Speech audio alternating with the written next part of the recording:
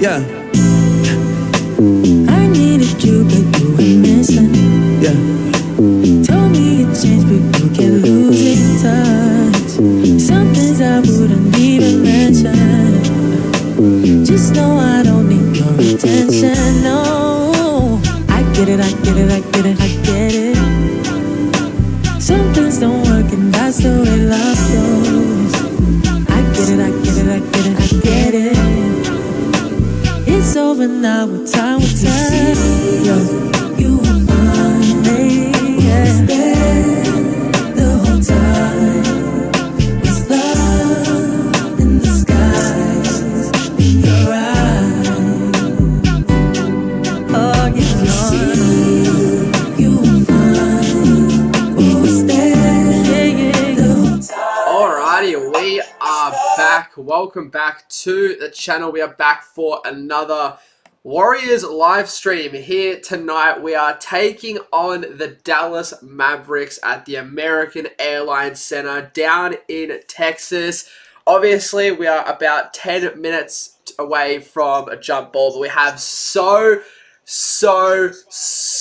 much to talk about prior to the beginning of this pretty interesting matchup we have here tonight. So first things first, first game of a little 4-game road trip to essentially end off the month of January. Tonight we're taking on the Mavericks, and then we play back-to-back games in Minnesota versus the Timberwolves, and then we have a game versus Utah. But this is a very, very good opportunity here on this road trip, despite, you know, the big Jimmy Butler injury, which we will talk about in a second. But, you know, despite that, this road trip, we have a really good opportunity to get towards that 30-win mark. You know, Dallas, I think they've lost their last 3. Minnesota, they've also lost their last 3. And then Utah are 3-7 in their last 10. So 4 really winnable games if we can come out and play a good brand of team basketball. But it'll obviously be very interesting to see how we do now on the road without Jimmy Butler. Obviously a little bit more fatigue when there's travel days involved. So we'll kind of see how all that unfolds over the next week or so to end off January, heading towards this year's February 5th trade deadline. Blue Moo, here we are. We're back again. Obviously, a lot different circumstances since we last fired up a live stream. Now, we'll talk about it. The Jimmy Butler ACL injury, Shams reported following our very good win versus the Miami Heat that Jimmy Butler had suffered a season-ending torn right ACL. Quite possibly one of the worst scenarios that could have happened this season. Jimmy goes down in just heartbreaking fashion. Like, it could not have happened at a worse time. We were absolutely rolling. We were getting some good wins. We were really just starting to click. Things were looking good. You know, the trade deadline was nearly here. We we're going to make a little splash and then, you know, hopefully have like a nice little big 3 or something, or, you know, just have a solid team, roll into the playoffs, try and create a little bit of noise, and then this offseason try and make a super duper big splash. But obviously now we've got to take a little bit of a pivot, you know, kind of reassess what we want to do with Jimmy Butler moving forward. Obviously, the Kuminga thing's still a bit of a rolling topic. Obviously, we'll talk about him as well for a second. Jonathan Kuminga comes back into the lineup in the previous game versus the Toronto Raptors, which unfortunately I wasn't able to stream. Apologies for that. But Kuminga comes back in, drops 20 points. Looks amazing. 20 points in only like 21 minutes after missing a full month of basketball. Did not skip a beat and just made Steve Kerr look very silly. So that's kind of another thing to monitor. So what do the Warriors want to do with kind of those guys heading towards the deadline? Because the Warriors have got a good team. Like, they have good role players, but they just need more top-end talent. They now need another, essentially, a fill-in second-best player for this team in the second half of the season. Someone like a DeMar DeRozan and Andrew Wiggins maybe once again.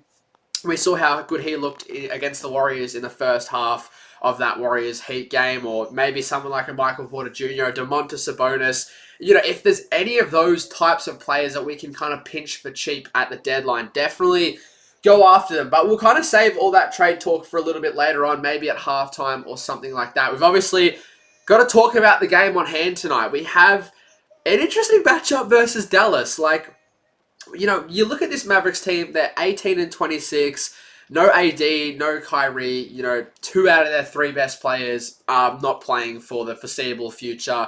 And you look at this team and you go, this should be a win for the Warriors. But now, especially with Jimmy Butler gone, we cannot take any game lightly. We just got to take every game at face value. And the face value of this game is the Mavericks have won 4 out of their last 5 games. Similar to the Warriors. They're coming in with some pretty solid form. They've started to pick things up. Some of their role guys are starting to find their form a little bit. In particular, the former Warrior Klay Thompson. Cooper Flagg is finally starting to get a bit of a hang of kind of leading a basketball team at the top level.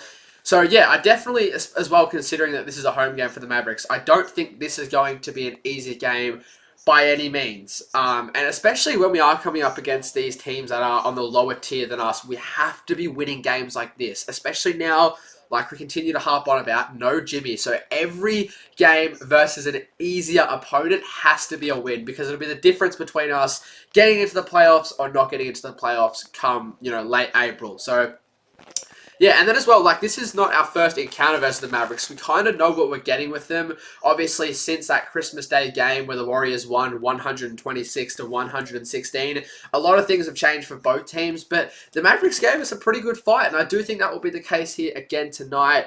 In terms of a prediction, I do think we win. I think it's going to have to be a big Steph performance tonight. That's going to be the case for a lot of games moving forward, but I'm going to say the Warriors win.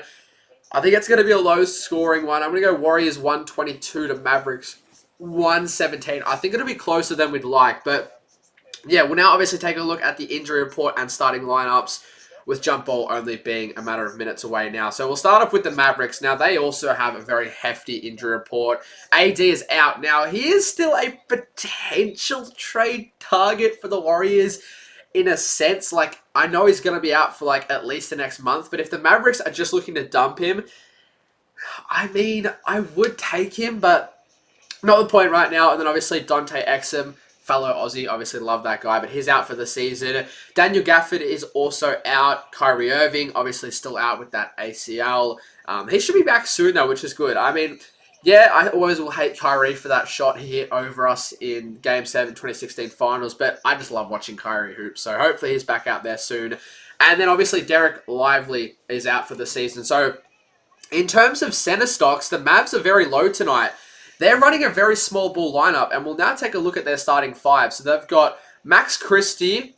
Where is it? I've just lost the starting lineups. My apologies. Nope, they've actually just gotten rid of the starting lineups off the screen. Okay, well, that doesn't help me at all. Apologies, give me 1 second. The game's about to get underway, and I'm trying to go through the starting 5s, but they've taken it off the... Okay. Oh, well, okay. Well, from what it looked like, it was going to be something along the lines of Cooper Flagg, Najee Marshall, Max Christie, PJ Washington, and I think it was Dwight Powell who was going to need the start tonight, with obviously no AD, no Gafford, and no Lively. And then for the Warriors, the starting 5 is going to be Steph, Pajemski, Moody. Apparently it's Guy Santos. Apparently, can't see the scoreboard. What do you mean? That's weird. I can see the scoreboard on my screen. Okay, now they're doing the starting lineup once again. So we'll save that for a second. We'll have a look at the Warriors injury report. So essentially, yeah, it is literally just Jimmy Butler who's now out for the year, and Seth Curry. So unfortunately, this season we won't get to see a fully healthy Warriors team at any point, where every single player is available, which is annoying. Oh no, apparently Caleb Martin's... Okay, I have no idea who's in the starting lineup tonight, if I'm going to be honest. It's all over the place. Both teams have changed their starting lineups about 5 times. Okay, so it's back on the screen now. So now it's saying that the starting 5 is going to be, for the Mavericks, Max Christie, Cooper Flagg, Najee Marshall, Caleb Martin, and Dwight Powell. So, yeah, obviously a very weak front court for the Mavericks tonight. And then for our Warriors, it's now looking like it is going to be Steph Curry, Brandon Pajemski, Moses Moody, Guy Santos, and Draymond Green. So Quinton Post was originally going to be the starting center tonight, but they've decided to go with Guy Santos for a little bit of that spark plug energy.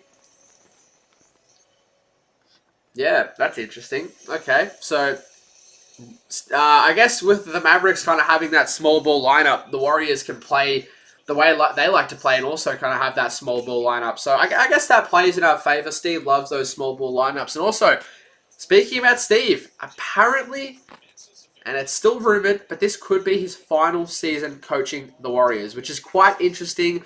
Obviously, very long tenured coach, 4-time champion as a head coach of the Warriors. So, yeah, that'll be interesting to monitor once the off-season kind of rolls around. But I don't know. I know some people, think that we should be riding with Steve. It's a great relationship with Steph, Jimmy, and those older guys. But there's some people out there that reckon that he just hasn't developed the younger guys well enough. Guys like Moody, Kuminga, Pajemski, and it's time for a fresh face. So I'm sort of in the middle. I mean, it doesn't really, I think, change too much. Ultimately, I feel like this Warriors team does have a ceiling regardless of whoever's the head coach. But yeah, never mind. My screen is black in the action. Oh, that's all right. That's all right.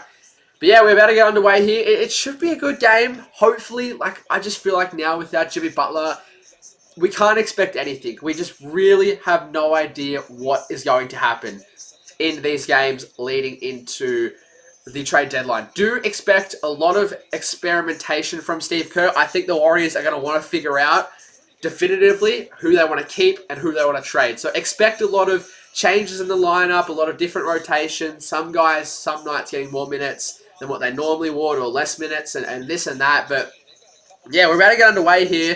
It's going to be Dwight Powell. I thought Brandon Pajemski was about to be in the jump ball there, but no, Dre's just getting around, dapping everyone up. We love Dre. We're going to need a lot from Draymond. He's been in good form recently. We're going to need him to step back up to another level. He's going to take a little bit more of the scoring load. Going to need to be a little bit more of a leader more than ever. But here we go, and obviously Dwight Powell will win the jump ball. The rookie sensation, Cooper Flagg, to begin things here tonight for the Mavericks. Quick handoff to Dwight Powell. He'll give it off to Max Christie. Obviously, he was a part of that Luka Doncic trade. He's having a solid year. Seems like he's found a home in Dallas. And speaking of Christie, he will shoot the three, but it will fall out. So Draymond Green with the rebound here. So we'll see how this Warriors offense looks tonight. Second full game without Jimmy Butler. First time on the road, though. So, obviously, that has a little bit more of an impact. Steph, kick out. We're going to need more from Draymond tonight. He shoots the three, but it does miss. Although, I do like that look from Draymond.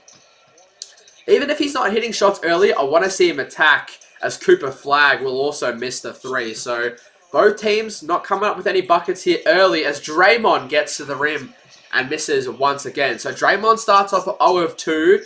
Do expect him to shoot a lot more shots he wouldn't normally take, as Cooper Flagg gets the first bucket of the night with an and one play that has the American Airlines Center excited. A good play there from Cooper Flagg. Attacked the rim, went straight up, got the contact, still had enough power to get that layup off. That's a good play there. He attacked Steph. Steph was off balance. Gee had to come across for the help, but just didn't have enough time to get set. That's a good play from Cooper to get the Mavs night started. But he does miss the free throw, and Gee, obviously the surprise call up to the starting lineup tonight, gets the rebound. So Steph here, going to get a high screen from Gee. Christie on him, breaks Christie, gets a mid-range shot off. But that one does miss there from Steph. So Warriors 0 of 3 from the field to begin this game. It's going to be interesting to see who plays second fiddle tonight on the offensive side behind Steph. I would like to see it be Moses Moody. I feel like with a bit of a smaller lineup for the Mavericks tonight, this could be a game where Moody really gets involved. That's going to be a turnover there from Draymond. That is going to be a turnover. That's a really unfortunate turnover as well. Pretty sloppy there, as Marshall will make the Warriors pay. So 4-0 here. First 2 minutes of this game, we're just getting settled in here. Pajemski attacks Powell, spin move, kick out, Gee for three, and he misses. 0 of 5, plus a turnover to begin this game. Really unfortunate circumstances here. I will say, though, unrelated to the game, but it is a beautiful jersey matchup tonight. I think both teams, as Cooper Flagg rises up for the mid-range shot there, I think both teams are rocking their City Edition jerseys. It is a beautiful sight. Warriors with their Creed the Town jerseys, and the Mavs have got those beautiful, black and, kind of neon dark blue jerseys. As Guy Santos will attack, he'll kick out. Draymond, hand off to Steph, doesn't want the three, gets doubled, of course. We're going to see a lot more of that, double teams on Steph, more now than ever, with Jimmy Butler, obviously, out of that starting lineup. So 0 of 5, plus a turnover. Quite possibly the worst start that we've seen from the Warriors in a few weeks. Mavericks up 6-0. Just show us the game. Unfortunately, you cannot do that on YouTube. Draymond, he's 0 of 3 now. He misses the floater. Quite possibly a terrible, terrible start to this game. Jay Tomo, welcome in. Hope you're doing well. I did see your stream the other day. I wasn't in the chat, but I was watching it while I was editing as Cooper Flag rises up for the 3 and misses it. So we are now nearly 4 minutes in without a Warriors-made field goal. Steph for 3! Hits it! Steph for deep 3. That's good. There we go. That is his 85th straight game with a field goal, with a 3-point field goal make, sorry. Obviously the longest in the NBA. That's a good shot from Steph. We are going to need him to go absolutely ballistic in nearly every single game leading into the All-Star weekend, as that's a steal from Moses and Brandon. How is that not a foul? Brandon apparently got dunked on the block as the cameraman goes down. What a crazy sequence. Moody with the steal, gave it off to Pajemski in transition, and he got blocked at the rim. Who are the Hornets playing? I'm going to be honest, I haven't watched any games. Yeah, Brandon got dunked on the dunk. Oh no, Brandon got blocked on the dunk attempt there. There is just so much happening at the moment. GP2 comes in and he misses a wide open layup. That's the GP2 specialty. What is going on here? So GP2 the only substitution, but Will Richard is lurking around the scorer's table. So after that foul there on Dwight Powell, he might check into this ball game. Damn, what a terrible start to this game. But, you know, it's going to be a very weird period from now till the trade deadline and, you know, that All-Star break as well. We just really have no idea what to expect. So Dwight Powell, who obviously is the longest tenured Maverick at the moment, misses the first free throw. I just don't get how he has just always stayed on this team. There's just been so many times where I thought he would be involved in trades, but just never was. And I think he's been in the Mavericks for 10 years now. Alright, and the second free throw for Powell is good. So obviously, he's in the starting lineup tonight with no Davis, Lively, or Gafford. So he's going to have a lot of important minutes tonight, Dwight Powell. So we'll see what the veteran center can do going up against our guys in Draymond and Quinton as Steph buries another 3. He is 2 of 2 from deep. Steph Curry getting the Warriors offense going. We're going to need that from him tonight as Cooper Flag tries to respond with a 3 of his own, but couldn't go toe-to-toe with the greatest three-point shooter of all time. Moody a 3 to take the lead. Misses. That was on target. Just came off the back of the rim there. So it's 6-7 here. Mavericks up by 1 as Marshall extends that lead back out to 3. But Steph looking on fire here. Yeah, I did see the 6-7. we gotta laugh. Oh my god. Oh! Steph from here. Oh my god. Steph Curry. 9 points. He shot that from near the logo. I got distracted by the 6-7 in the chat. Steph Curry on a heater. Holy crap. What is going on? He's got it again. Steph. Oh, he almost got fouled there on the circus layup attempt. Christie will set his feet into a 3.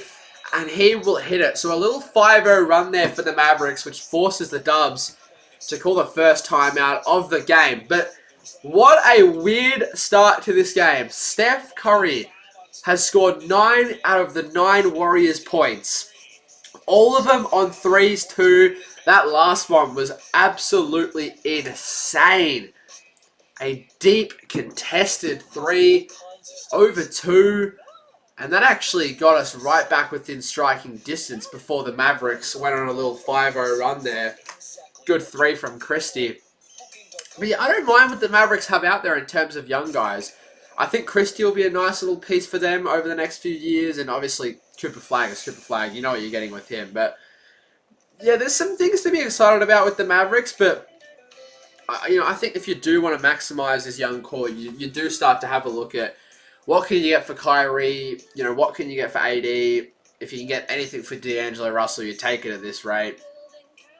Even maybe someone like a PJ Washington, if you don't value him in the long term. But actually, I wouldn't mind seeing the Mavericks keep Kyrie. I think he'd be really a perfect veteran to have alongside Cooper Flag.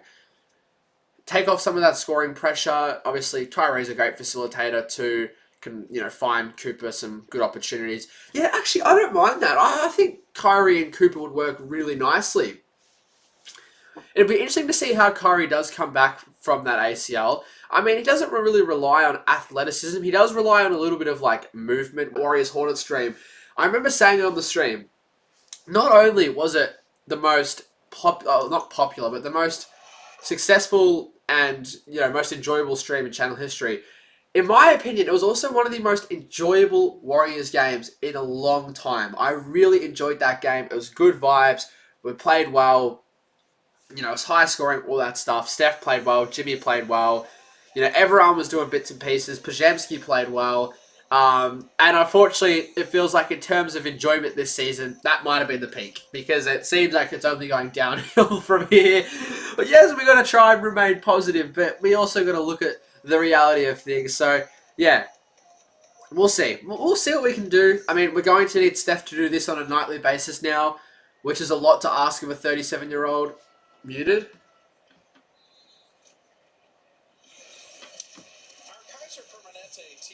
Hang on. So, yeah. We'll see. We'll see what we can do. I mean, we're going to need Steph to do this on a nightly basis now, which is a lot. Bloomer, you do that again, I'm getting rid of your mod. How about that? No, I'm joking. No, don't actually do that, though, because Bloomer, I've had problems with my mic and stuff, so you panic me when you say stuff like that. Alright. So let's see what we can do here coming off this timeout. We're halfway through the first quarter and we only have one scorer. But D'Anthony Melton comes in, so that has me a lot more hope that we can get someone else to actually score a bucket as GP2 gets to the rim. Coming off that cut. Good find there from Dre. And finally, someone else gets on the scorer's board. GP2, the second scorer tonight for the Warriors, and we are officially halfway through the first quarter. As Richard comes across for the double and steals it. He just ripped it away. He just ripped it away there. As Steph will shoot another three, and he will miss. Still muted. I'm not muted. GP2, the second scorer tonight for the Warriors, and we are officially... I'm not muted. Stop saying I'm muted. I'm not. I don't know if he's got it on mute. I'm not muted. Alright, Marshall.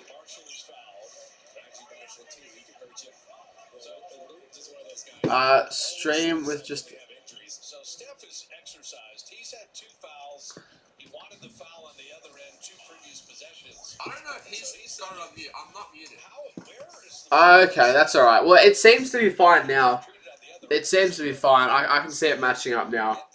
Alright, it's going to be the second foul on Steph, so we cannot afford him to get fouled out. As Marshall will head to the line for 2, so Mavs up by 4. But yeah, it seems fine. It seems fine now. But I'm most concerned for the periods where Steph's off the court now, because usually Steph and Jimmy would start the game together and finish the game together, but that kind of middle patch across the second and third quarter, when it would be Steph would play, Jimmy's off, and then Jimmy would play, Steph's off. It's going to be hard to find, someone to replace Jimmy's, scoring and leadership while Steph's not out there. We also don't want to overplay Steph too much, because we saw what happened. That should be a goaltending. Where is the call? Steph's layup. That should have 100% have been a goaltending. As that's going to be another foul there. More free throws here for the Mavericks, but I just don't get how that wasn't called a goaltending. Some interesting calls going against the Warriors here so far. So Steph attacked the rim, threw it up. I don't know, that looked close to a goaltending. Yeah, it's better now. No, that's alright. All right, so the 5 out there at the moment. We got Melton, GP2, Al, Richard. Steph surely going for a rest soon.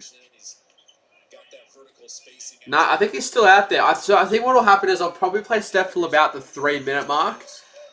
Probably rest him off to end the first and then maybe bring him back out.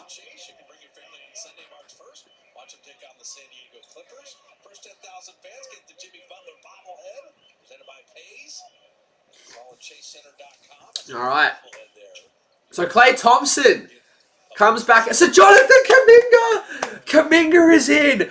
Okay, so obviously in the Raptors game, Kuminga made his return, dropped 20 points, but unfortunately we didn't get to stream that game, and I didn't get to watch that game live either. I had to watch the shortened replay version. So I'm excited to get my first kind of look at Kuminga once again, as Brandon Williams will shoot. Obviously, do remember he had a really good game versus the Warriors on Christmas Day. So here we go. Steph, Kuminga out there. Off to Kuminga. Go, JK. He gives it off to Al, back to Steph, back to Kuminga. He'll attack. Kuminga, step back midi, and one! Jonathan Kuminga! The and one play comes in and makes an instant impact. So maybe Kuminga can be that guy to be that second scoring option. I mean, I said it on my post-game graphics in the game versus the Raptors. Do not trade Kuminga. I want to see Kuminga stay on this team. He is one of my personal favorite players. And I think now, if you're the Warriors, I know it's going to be tough to fix that relationship between, as Kuminga does hit the free throw as well. I think it is going to be tough to fix that relationship between Steve and Kuminga, but you got to try and figure it out because this guy has got some serious talent as the alley-oop play comes up short for the Warriors, and then Jonathan Kuminga also goes up for an alley-oop. So back-to-back alley-oops at both ends of the court come up short, as that's also going to be a turnover for Dallas. What is going on in this game?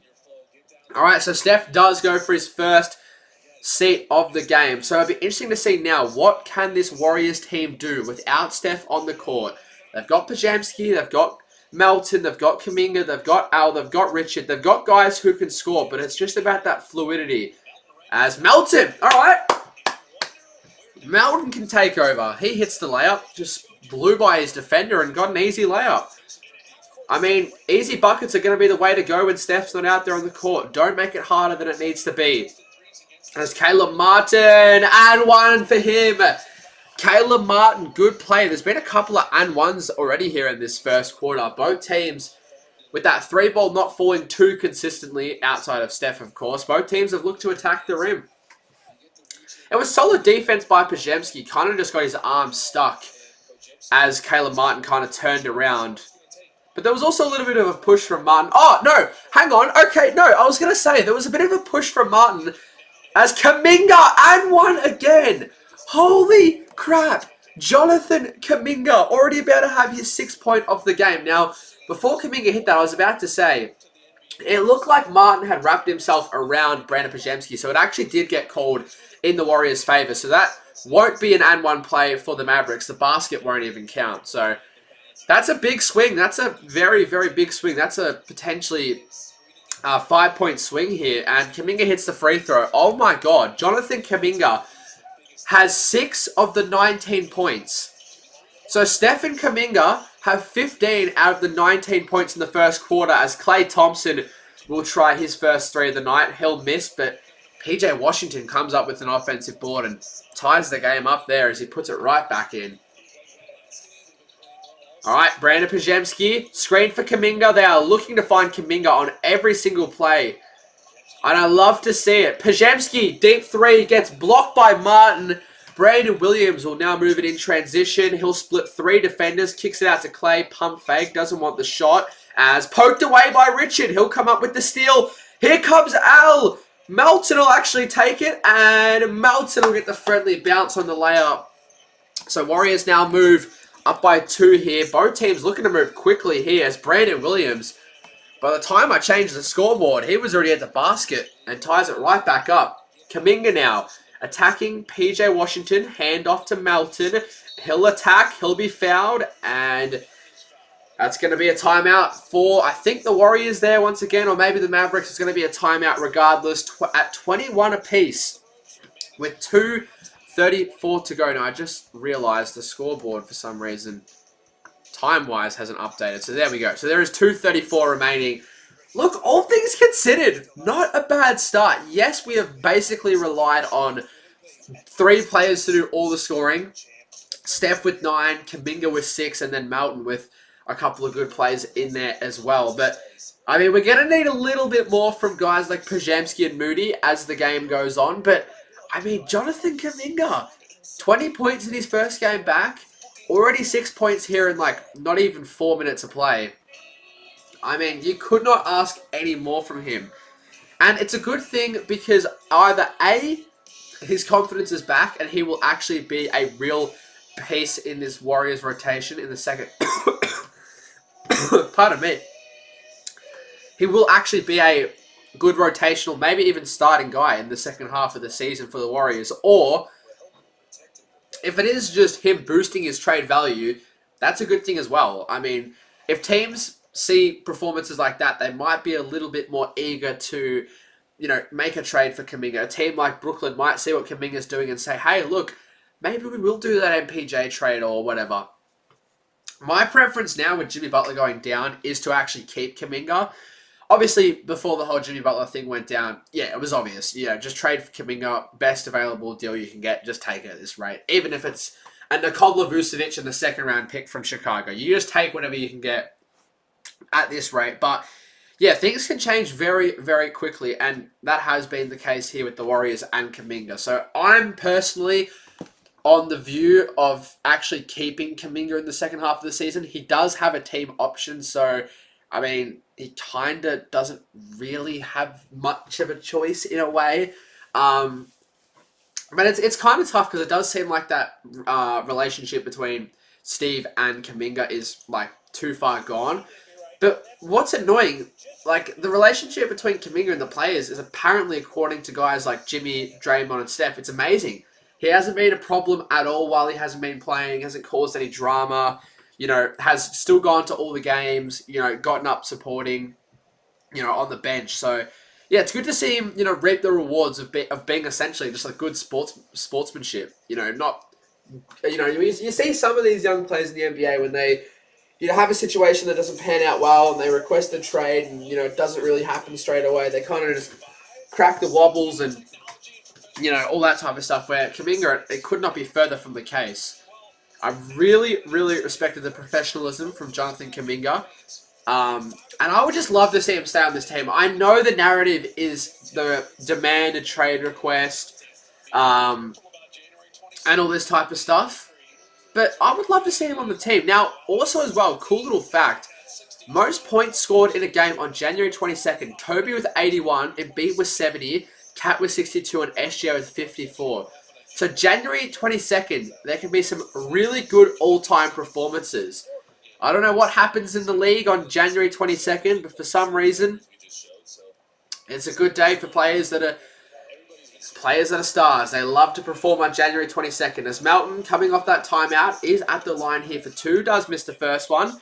I mean, Steph, 9 points, 3 of 3 from deep.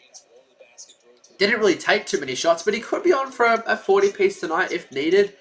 As Melton does hit the second. So Warriors do go up here with just above 2 minutes remaining. I mean, if we can have the lead heading into the second quarter, I'd be over the moon here. Brandon Williams attacks Pods, but Pajamski, good defense. Al comes across for the help, and it'll be a steal here for the Warriors. Kick out to Buddy Hield, who checks into the game. And that 3 really not on target whatsoever. So now the Mavericks will get an easy play, but Buddy Hield saves his missed 3 with a block on the other end. He chased it down like 2016 LeBron. Buddy Hield having some really good defensive performances since coming back into this Warriors rotation. Speaking of Buddy Hield, corner 3, he misses once again. So, unfortunate on the offensive side, but Buddy Hield has really improved defensively since coming back into this team. We love that from Buddy Hield. Marshall misses. Pajamski with the rebound. Gets it out to Melton. Melton has 2 on him. Gives it off to Al. Al steps into a 3 and sinks it. Al Horford from downtown. What a turnaround here in this second half of this first quarter for the Warriors. We started off 0 of 7 from the field. And since then, we've gone 9 of 17. And we now find ourselves up by 4. So, all things considered, with Steph off the court, this team is doing very well at the moment. As that's another steal for the Warriors. Kuminga comes up with it. Off to Pajemski. He'll attack Martin. He'll float. One-legged little floater there for Pajemski. Falls in. So we're now up by 6. And we've gone on a 16-4 run here in this past about 4 minutes. With a minute remaining here, we can really extend on a lead. But PJ says, nope, that's not happening. And sinks the top of the key 3. So 3-point game. Warriors should get the 2 for 1 here if they play their cards right.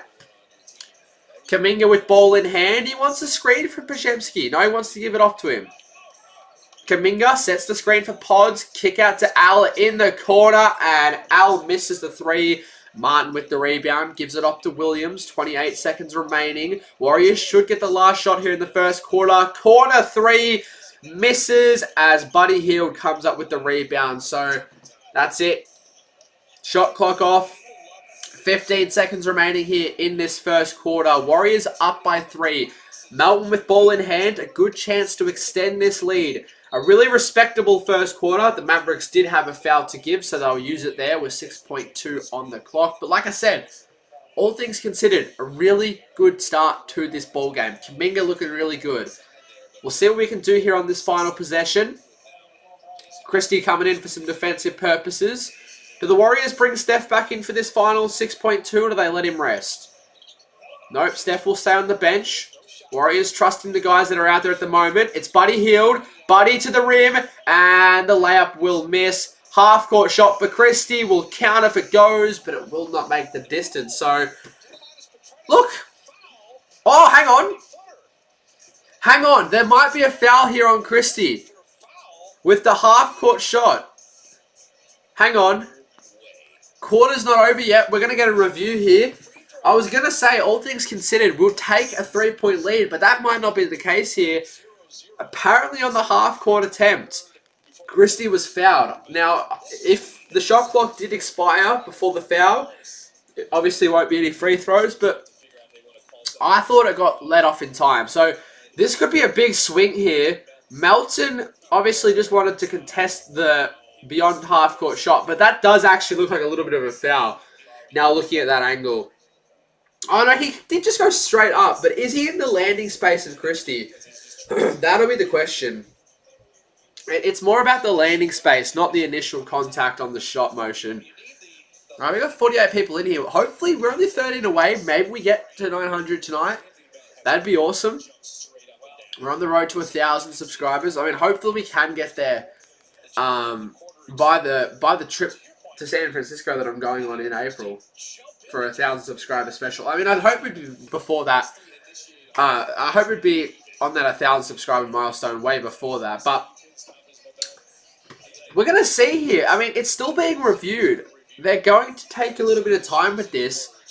Now, it's also a little bit annoying because it's just... Oh, actually, no. That's actually a really good thing for Steph. Because of this review, obviously, although the quarter technically hasn't ended, we're able to get some extra rest for Steph here. Even if it's just like a minute or 2 extra, that's really big because we're going to need every single second of rest for Steph possible. Okay, so no, they've gone no foul. I don't know if it was because it wasn't a foul or if the shot clock was expired, but alright, we'll take that. 27 plays 24, end of the first quarter. Considering, obviously, no Jimmy, and the fact that we're on the road as well in a pretty tough environment, we will 100% take that. So having a look at the stats in the first quarter, Kuminga, 6 points, 2 and 1 plays, also a steal as well. He was the highest box plus minus in that first quarter with a +9. What a start for Jonathan Kuminga. I love this guy to bits. I hope and pray that we can figure things out and keep him on this team in the second half of the season. Melton with 5. Al hit that 3. Buddy Hield was pretty good. didn't knock down any shots, but I liked what he did out there, especially defensively. Had that chase down block after he missed a 3. Obviously, the chef, 9 points, 1 rebound, 3 of 4 from deep. Not a bad start for Steph Curry. Richard, 2 steals in the first quarter. Draymond didn't do too much. He didn't really play much, only the 7 minutes. Had 2 rebounds and a steal. GP2 with the 2 points. Moody didn't really do too much, only had the 2 boards, and then Gee with the 3 rebounds as well. So, it's quite interesting. It is quite interesting to see what lineup will the Warriors go with in the second half of this game. Because obviously, you've got the starting lineup. Steph, Pods, Moody, Gee, and Draymond. But I don't think you roll with that 5 in the second half. And if this game goes to crunch time, I think you need to have Kuminga out there instead of Gee. I'm not saying anything against Gee Santos. I love him. He's a spark plug. But we need a little bit of extra scoring around the rim. In similar styles to the way Jimmy scores. Those and ones, those little floaters around the rim, the little fadeaways. Kuminga can do that to a degree. I'd have Kuminga out there. And then, don't get me wrong, I'm a big Brandon Podziemski fan. I'm probably one of the biggest Brandon Podziemski Warrior fans out there. Proof is in the pudding. But I would probably have Melton out there. Like, if I'm the Warriors head coach right now, you put me in, I'm just completely changing the starting 5. I know you need to have a mix of guys that come off the bench and guys in the starting lineup. You can't just have all the guys out there in the starting lineup, because once they all go off, the team will struggle. But personally, I'm bringing Melton to the starting lineup. I know the Warriors love to have him as a 6th man, but I feel like the more and more he starts to continually get back to 100% coming off that ACL injury, the more I want to have him in the starting lineup. Because if we can get to the point where he can play 30 minutes a night, or even 25 minutes a night in the starting lineup, I feel like that can just make such a big difference. And that's the thing as well. Like, he still isn't 100% fully healthy coming back from that ACL. It'll probably take a full season before he's right back to 100% health. He's very close. Like, he's recovered very nicely, but here we go. We'll see. We'll see. We are underway here in the second half. And then the other thing as well I would do, I mean, if Kuminga keeps playing like this, you've just got to honestly say F it and just put him in the starting lineup. Try and fix and change the whole direction of this Kuminga situation. As the rookie, Cooper Flag with the turnover. Buddy Hield with the steal. Pretend lob pass to GP2. Ends up giving it off to Quinton Post for the easy slam. What a play from Buddy Hield. Had GP2 running alongside him, so pretended to go for the alley-oop to GP2. So both defenders went at GP2. They were in the air. Quinton followed behind and just got an easy dunk. What a read there from Buddy Hield. Klay Thompson, corner 3. We missed that. Captain killer Klay Thompson. Man, I love seeing Klay play basketball, even if it's not in a Warriors uniform, as Nembhard gets to the rim and gets the friendly roll. So just like that, it is a tie game here. Mavericks have come out the blocks here early in this second quarter. But yeah, obviously we did see the rumors around Christmas time, after the Warriors and Mavericks played on Christmas Day, the rumors of potentially Klay Thompson coming back to the Bay. Those have quieted down, but I would still love to see that happen. Even if it's not over the next year or two, like, I would love to see him end his career as a Warrior. It only makes sense in my opinion. As Christie will shoot a 3 and will miss. Rebound Draymond Green. So the lineup at the moment for the Warriors, Steph, GP2, Buddy, Draymond, and Quinton. I don't mind it. Steph 3 misses off the back iron. GP2 with the offensive board. Quinton Post will end up with it on the elbow. He will also miss, and Dwight Powell will end the Warriors' possession there with a defensive rebound. He'll now give it off to Nembhard. Just hit that layup the previous possession. Gives it off to Klay, and that is going to be a foul there. Alright, so it's going to be Mavericks ball side out of bounds. Alright, Cooper Flag off to Powell. Quinton on him. Dwight Powell, he's got a big job tonight. He's got to hold it down for the Mavericks, and he's done a pretty good job so far. Cooper Flag. That's got to be an offensive foul there. It is. So Cooper Flag with an early turnover to begin the second quarter, and then an offensive foul there. Draymond draws the charge. So 2 turnovers here in this second quarter so far for Cooper Flag. Not the start he'd be hoping for in this game. But that's good from Draymond. The defensive instincts of Draymond Green coming up clutch. Steph now. Oh, Steph on Clay. Steph on Clay. Steph on Clay. Oh, Steph turns it over. Steph turns it over. Klay Thompson, elite defense. What a moment that was, though. Steph on Clay. And then Clay will shoot a three. He will miss the Cooper flag with the putback dunk. Mavericks up by 2. What is going on here? This is crazy. The AA center going absolutely nuts. They're loving what they're seeing, as that's going to be a foul there on Draymond.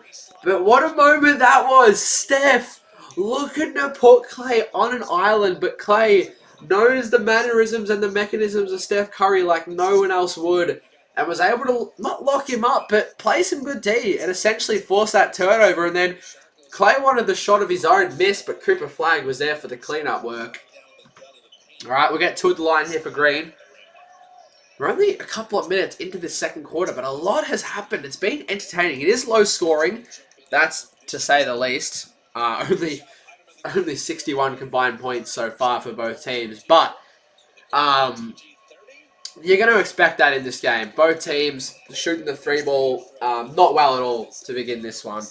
But that's alright. Sometimes having games like this can actually be really enjoyable. A lot of the time, these defensive-orientated, scrappy games come down to the wire and always be like amazing finishes. But I also think as well, with the Warriors not having Jimmy Butler's scoring output, if we make this more of a defensive game, because obviously we are the 6th best defensive-rated team, I think it plays into our favour. GP2, kick out to Buddy in the corner, and he misses. He is 0 of 3 from deep so far in this game. He's been really good defensively though, so I don't mind keeping him out there. As once again, Cooper flagged the cleanup work at the rim. Some good second chance opportunities here for Cooper Flag. After those 2 early turnovers, he's now up to 8 points and 6 rebounds. GP2 kick out to Quinton Post. Can we hit a 3? No! Neither team can knock down their triples. Klay Thompson, oh, he can shoot a 3-ball. Of course. Klay Thompson from downtown. Warriors call timeout, down by 4.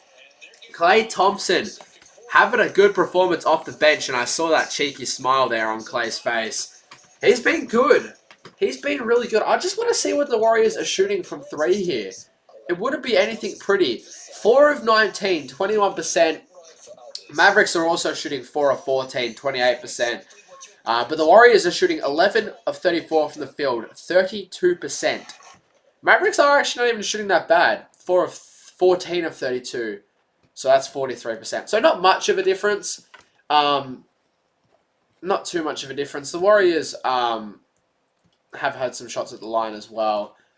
They've made more of their free throws than the Mavericks. But Dallas with 9 turnovers early is the big thing that caught my eye. But the fact that they've had 9 turnovers and are still winning is pretty concerning, because we all know one of the big storylines with the Warriors, if they win the turnover battle, they typically are winning the game at that point and typically go on to win the game. Mavericks have had 9 turnovers, Warriors have only had the 4, but we're down by 4 points. So that's an interesting one to monitor.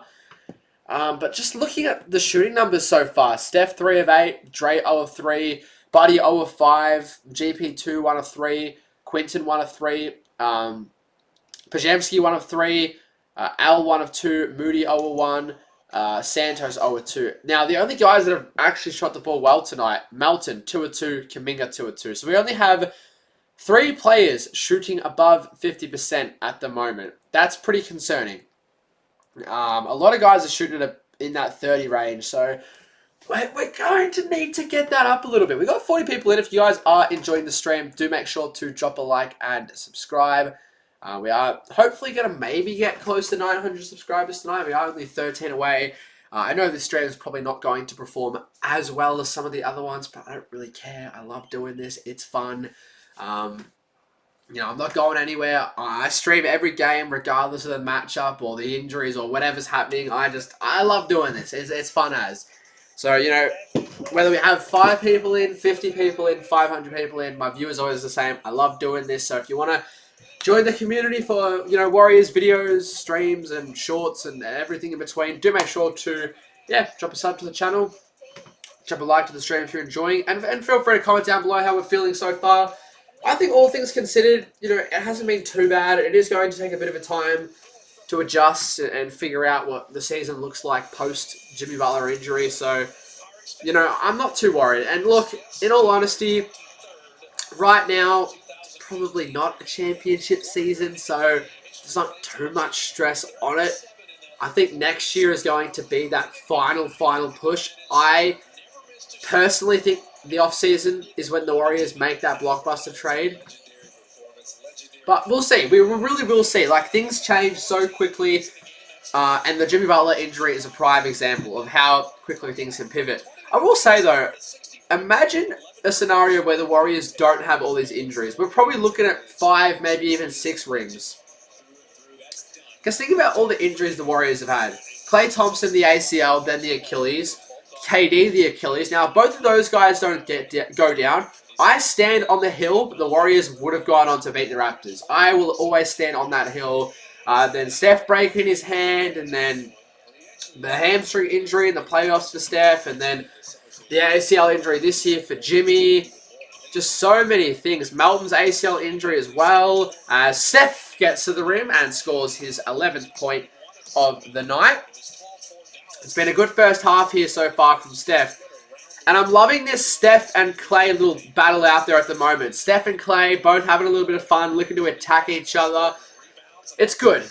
During this period where things feel a bit down, some good wholesome moments like that can turn things around. Oh my God, Draymond! Quarterback pass, Hail Mary, 4th and 15. Deep throw from Draymond is a turnover. What was he thinking? I mean, yes, he had Quinton Post down the other end of the court, but he had like 2 people on him.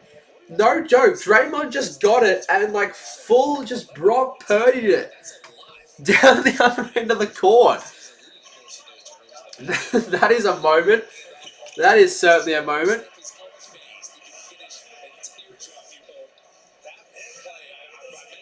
Alright, 7:25. We're almost halfway through the second quarter. And we've had a combined 69 points. Such a low-scoring game. As Cooper Flag will be fouled. He's had a good night. Had the 2 turnovers like we spoke about before, early in the second quarter. But other than that, he's been really good. I just can't get over that Draymond pass. I want to see a replay of it, but they're not showing it.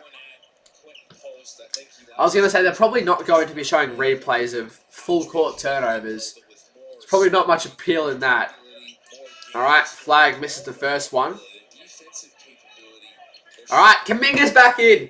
Yes, Kuminga is back in. I'm just happy to watch Kuminga this game. That's kind of what I'm most excited for about this game tonight. Just seeing Kuminga in action. I think all of us Warriors fans are all just collectively rooting for Kuminga to prove the front office, prove Steve Kerr wrong, and stay on this roster. So let's see what he does. Flag knocks down the second free throw. So 1 or 2 here at the line for Flag. So the Mavericks are 5 of 9 from the free throw line tonight. Those 4 misses could come back to hurt them. Here we go, Kuminga. The smaller Nembhard on him. Drives towards the rim, kicks it out to Al. 1 more to Moody, 1 more to Melton. Melton has the quick step over Cooper Flag, gets to the rim and scores.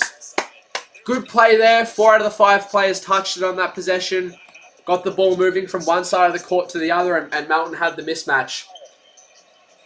As Horford comes up with the rebound. Warriors looking to move it quickly here in transition. Oh, look to Kuminga! High flying Kuminga! Holy crap! Hold on! Buckle your seatbelts, because here comes Air Kuminga! Pods and JK, little alley-oop play there. That has me so happy. JK, what a moment. Highlight of the night. We get a replay of it. No, we don't. They're going to replay the Melton clip first. What really good back-to-back possessions we just had there. Oh my god. Kuminga, what a catch off the Pajemski lob there. I love that. That's got a smile on my face. Nembhard misses the 3. As Melton will fight for the rebound, but he'll come away with it. Melton now looking to attack again. D Melt to the rim and scores. Warriors now up by 2. Melton and Kuminga and a little bit of Pajemski too. Doing it all for the Warriors at the moment. It's going to be timeout here for, I think, the Mavericks. Or is it just going to be some substitutions? No, it's going to be a foul. I think, yeah. It's going to be a technical foul on Najee Marshall. So, Moody hits the free throw. So, that's another easy point there for the Warriors. And now we're up by 3. We'll take any point we can get in a game like this, where points are hard to come by. I just can't get over that Kuminga play. That has got me so happy. I never thought we'd see Kuminga in a Warriors uniform again. And he is now our second best player currently. Or it feels like that at least. Alright, here we go. So we're halfway through this second quarter. Marshall coming off that technical foul and he turns it over. Go Kuminga! Go! Oh, I thought he was going to go end to end. Kuminga, Al, Pajemski. He'll shoot a 3 and it'll miss, but Al saves the play. No, it's going to be Mavericks ball. Almost a good save there from Al. Just couldn't bring it in. Mavs go quickly there. End to end there from Brandon Williams. He had a really good game last time we played the Mavs. And he's been solid tonight, coming off the bench. Alright, Al Horford going to give back to Pajemski to bring the ball up. 5 minutes left. I just want to see Kuminga involved in every single play. I'm loving this. Pajemski, Kuminga, Moody sets his feet and hits the 3. Threes have been very scarce tonight for the Warriors. Second half for sure. Pajemski, and he's going to be blocked there by Washington. He came across on the weak side there and helped get the double team. Pajemski didn't see that one coming. Marshall actually went end to end. Gets blocked himself. Kuminga to the rim. He's fouled. Oh, please don't be injured. Oh my God, Kuminga. Oh my God. Oh no, he just knocked over a young fan. He's sitting down. Kuminga's just sitting down in a fan's seat. Oh, I love this guy. I love this guy. If he stays on the team, we got to get a Kuminga jersey. I was just about to get a Kuminga jersey before all the trade rumors started to happen, back when he was in number 0. So hopefully he's not injured. I mean, if Kuminga gets injured, God, just scrap the season. But he's alright. But what a funny moment that was. He does hit the first free throw, Kuminga, but yeah, running to the basket, got fouled, kind of got his leg a little bit twisted. So he just went and sat in a Warriors fan, like a young Warriors fan seat courtside. What a moment that is. Imagine that happens to you. You get courtside seats and a player just comes and sits next to you. I remember when Giannis did it a couple years ago. It was just so funny. As Kuminga goes 2-2 from the line. Our second leading scorer tonight, Jonathan Kuminga. I love this guy to bits. Warriors on a 12-2 run here. Up by 6 points with no Steph Curry on the court. As Marshall misses, but offensive rebound for the Mavericks. No, Moody fights from the ground. Here we go. The bench unit doing all sorts tonight. Kuminga off to Melton. It's been Melton and Kuminga. That duo has worked so nicely, although Melton does miss that shot there. But yeah, Melton, Kuminga, Pajemski. I love those 3 out there together as Marshall. I mean, no one even tried to stop him. He just walked to the rim, essentially. Timeout, Steve Kerr. He's not happy with that defensive play. So we'll take that, though. I mean, up by 4. 4 minutes left. Steph hasn't been out in the court for much here in this second quarter. I mean, you could not ask for any more from Kuminga, from Melton, from even someone like a Pajemski. I mean, Podge hasn't done too much scoring tonight, but I felt like he's made the right reads. He's been good defensively. The offense seems to be flowing nicely when he's facilitating at times, so I couldn't complain at all with this second unit. And this is what's disappointing, because it seemed like the second unit was finally starting to figure things out. And, you know, it didn't seem to be as much of a problem when Steph was off the court. You would have Jimmy and the second unit kind of controlling things, and it started to work really nicely. So that's why that Jimmy Butler injury is just so devastating. But, you know, it's good mentality here from the Warriors.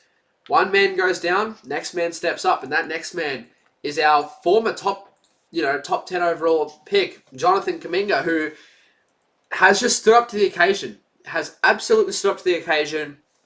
And I know I'm harping on about Jonathan Kuminga so much this stream, but I love this guy and I respect the way he has carried himself with this whole situation. With him requesting a trade and with the scenario the Warriors are in, he doesn't have to play at all if he doesn't want to. Like, he doesn't need to play. But, he's out there, he's hustling, he's playing for the team, making the right plays, getting to the rim, throwing down some alley-oops too. Like, it's awesome. And I know there's a chance that they're only doing this to actually try and boost his trade value and to try and, get him to a new team. But I just hope there is a world where maybe the Warriors finally go, look, our second best player's down. We want to actually finally give you a real chance to be a star on this team. But we don't know. Warriors, yeah. It's been a good first half, all things considered. It's been incredibly low scoring. We did predict that to happen, though. But it's been really good. Thank you to whoever just subscribed as well. We're now only 12 away. Demanding a trade. Yes, obviously Kuminga has demanded the trade, but, so much can change. He does have a team option for next year, so at the end of the day, if the Warriors do want to keep him, and if Kuminga's happy with that and the Warriors say, hey, look, we're going to put you in the starting lineup. We're going to let you be the second fiddle behind Steph. And maybe there's a world where that, trade request gets taken back. Probably not, though. I mean, it's pretty hard to come back from the relationship Steph and Steve have. Not Steph and Steve. Kuminga and Steve have. But you just never know. You really just never know. And the Warriors don't really have too many options at the moment. So we just got to make use of what we have. And right now, what we have is a second unit who is absolutely backpacking this team right now. Melton, Kuminga, Pajemski, these guys have been really good. So we'll now get some of the starters coming back in. So Steph going to come back in. I think Draymond as well. Nope, Draymond's not come back in. So just Steph coming back in. Oh no, Gee also coming back in from the starting lineup. Alright, so I thought Draymond was going to get up and come back in, but they've actually gone with Gee Santos. So it's Steph, Pods, Moody, Gee, and Al. I don't mind that not starting five, I don't mind that five out there. I mean, I just want to... Oh no! Oh my god, Kuminga's gone to the locker room. No! No! No! No! I was about to say I wanted to see Kuminga and Steph out there together. Oh my god. Bro, scrap the season. That's a corner three there as well. Oh my god. Oh my god. Kuminga down to the locker room. Bro. Why? Can we not have anything good? Cooper flag to the rim and he will now put the Mavericks back up. So as soon as Melton, Kuminga go off, the Mavericks go on a 5-0 run and now have the lead. Oh, man. This is tough. This is very tough to watch. God, why Kuminga? Why? Why? So Draymond will come back in for Moody. Oh my god, that's going to be a turnover from Brandon Pajemski. Off the inbound. Ah, please, bro. Just give us a break. What the F? I know. I couldn't believe it. Because I think I was about to say, oh, why would they take Kuminga off? Let's see what Steph and Kuminga can do alongside each other. See if maybe Kuminga can play second fiddle in the starting lineup to Steph. And then it cuts to the camera angle of him walking in the locker room. And I'm like, you've just got to be kidding me. As Brandon Williams now puts the Mavericks up by one possession. Steph. Draymond. Oh my god. Another terrible turnover. Draymond throws it straight to the courtside seats. Draymond and Al weren't on the same wavelength there. That's going to be the 6th turnover here in this second quarter for the Golden State Warriors as Cooper Flag looks to try and put a bit of a dagger in the heart here to end off this first half. And, oh, rattles out. Thank goodness. Pajemski now. Come on, we need to turn it around. Let's get going. Pajemski, Steph Retrieval misses. Offensive rebound, though, from Pajemski. Gives the Warriors a second chance on this possession. Gee.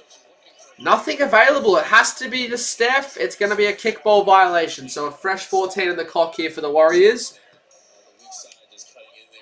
We've got Steph and Cooper standing alongside each other. Draymond. Come on, we need to see a bit more from you, Draymond.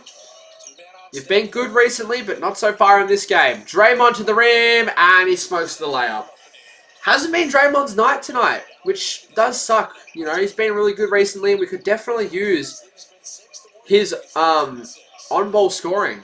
When he's kind of handling the ball with his fake handoffs, getting to the rim, getting some easy layups, or, you know, just handing it off, finding the open man, setting those screens, letting guys roll off of him. It just hasn't been the case tonight.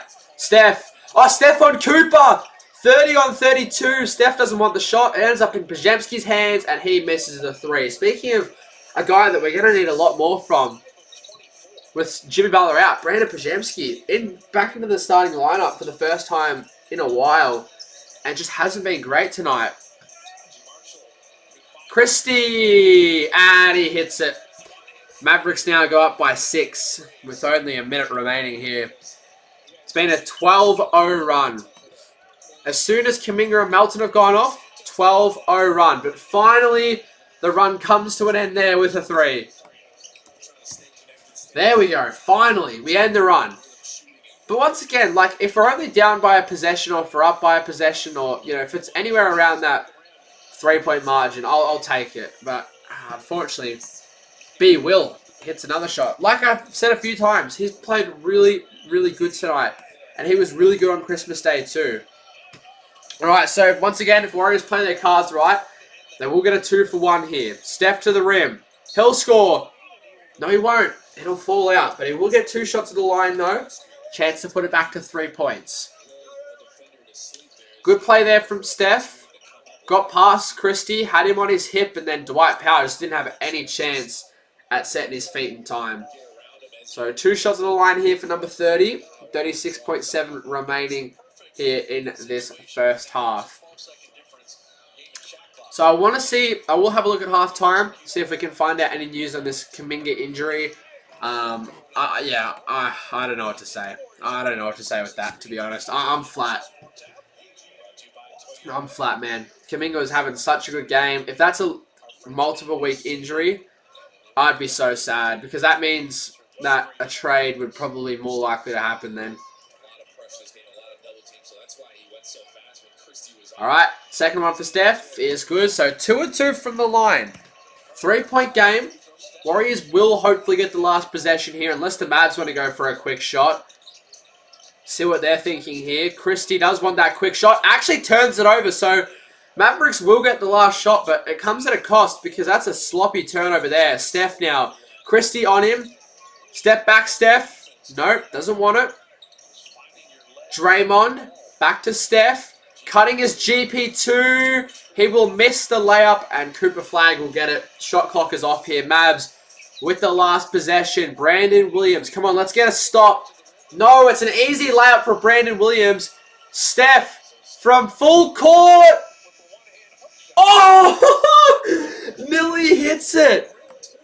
Steph nearly hit it from full court. But that is going to be the half. 55 plays 50. Mavericks win the second quarter and now find themselves up by 5, apologies. Yeah, Mavericks 31-23 second quarter. Which is disappointing, because at one point, when Kuminga, Melton, and Pajemski were all out there, we were looking really good. We were playing good. But yeah, then obviously Melton goes for his needed rest, and then Kuminga suffers some form of an injury. He goes off as well, and then all of a sudden, Mavericks go on a 16-5 run to end off that second quarter, which is disappointing. I do want to have a look and see if I can find out what this Kuminga injury is. But yeah, if you guys got any questions or anything you want me to talk about at the halftime break, do definitely know. Let me know. We'll also have a look at all the other scores in the league today. I haven't watched any other games today. I don't think I will. I'm leaving as soon as the stream is done. I literally had just enough time to stream this game. I might be a little bit late to what I need to go to after this, but that's all right. We love the streams. All right, so Hornets are going to beat the Magic. Okay, that's an interesting result. I mean, the Magic have been disappointing this year. I was expecting the Magic to be that breakout team in the East, similar to what the Pistons have done, but it just hasn't been the case. I was completely off on that prediction. Sixers Rockets. That's a really good game. KD got 25. Wish we could get KD on this team. Nuggets and Wizards. I feel like the Nuggets and Wizards only just played a couple days ago. I could be wrong on that, but Nuggets are up. Still no Jokic, Johnson, or Christian Brown. So, yeah, I mean, Nuggets are playing well, all things considered. And then Wolves and Bulls. I will keep an eye on that game. Obviously, we are playing Minnesota twice over the next week, so we'll definitely want to keep an eye on that result. Obviously, they've lost a couple of games in a row, so we'll definitely keep our eye on that. Ant with 9 points in the first quarter. And then later today, what other games we got on? We got Spurs, Jazz, Lakers, Clippers, the LA rivalry. Is everyone playing in that game? Still no Austin Reeves, and then Kawhi is probably not going to play. That's disappointing, man. The LA rivalry, I remember when that first went down. You know, LeBron to Lakers, PG and Kawhi joined the Clippers. I remember everyone was like, oh my god, this is going to be like the modern day rivalry, the Battle of LA. The first couple of games are good, but other than that, it's been a disappointing rivalry.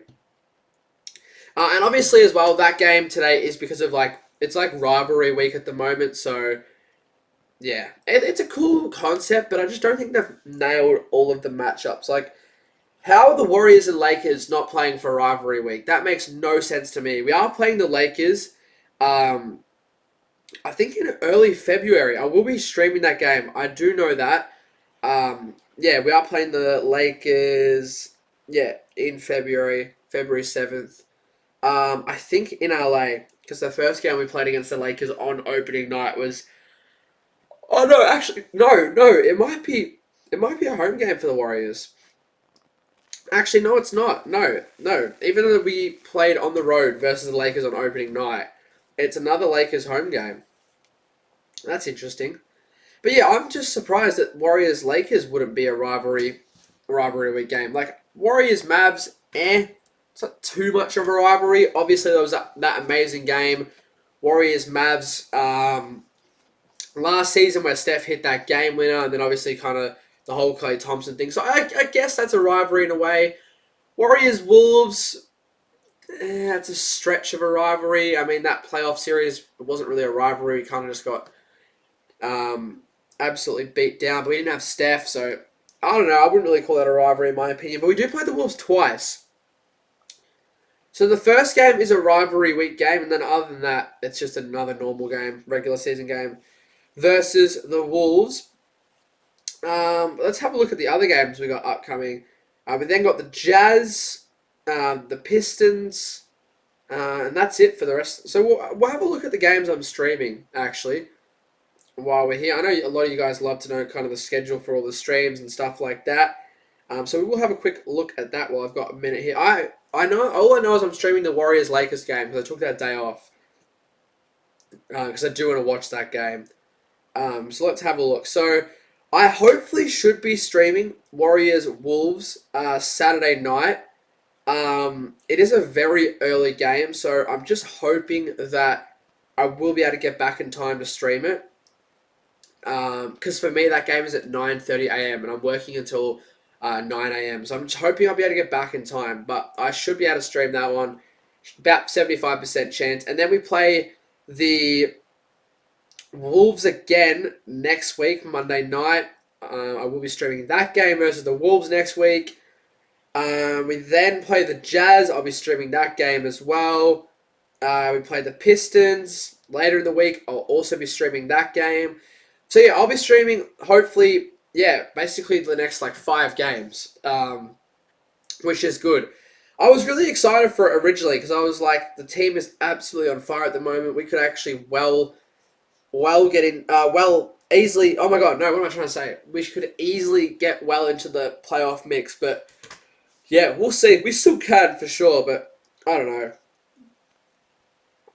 I don't know. We'll see how it plays out.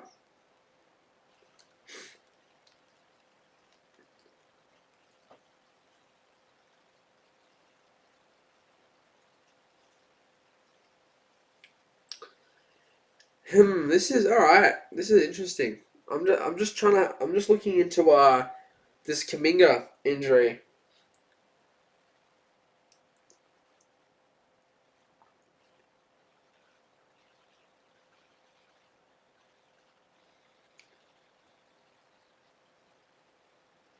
Yeah, everyone is just pissed off right now. Everyone is just pissed off right now. So I'm just kind of looking through this Instagram post here talking about the Kaminga injury in the first half. One of my favorite Warriors talk. I think it's the most popular Warriors Instagram page out there. Just looking through the comment section on here, people just talking about how why did Steve Kerr sub out all those bench guys when we're going on a run for the starters. I do agree with that.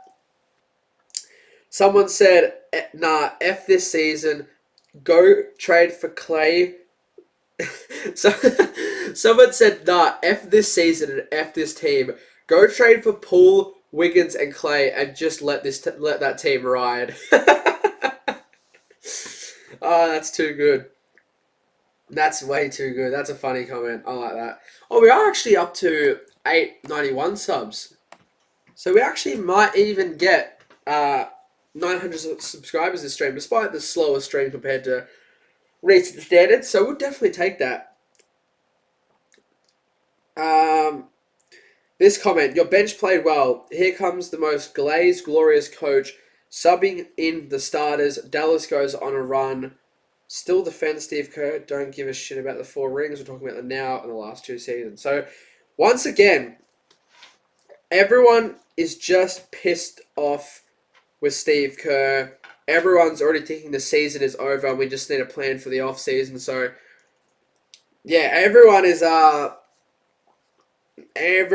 happy at the moment. Also, as well, I am reading a report right now, and this is my first time seeing this. Now, I am actually going to read this because it's from Jake Fisher, and he is a very reliable Warriors source.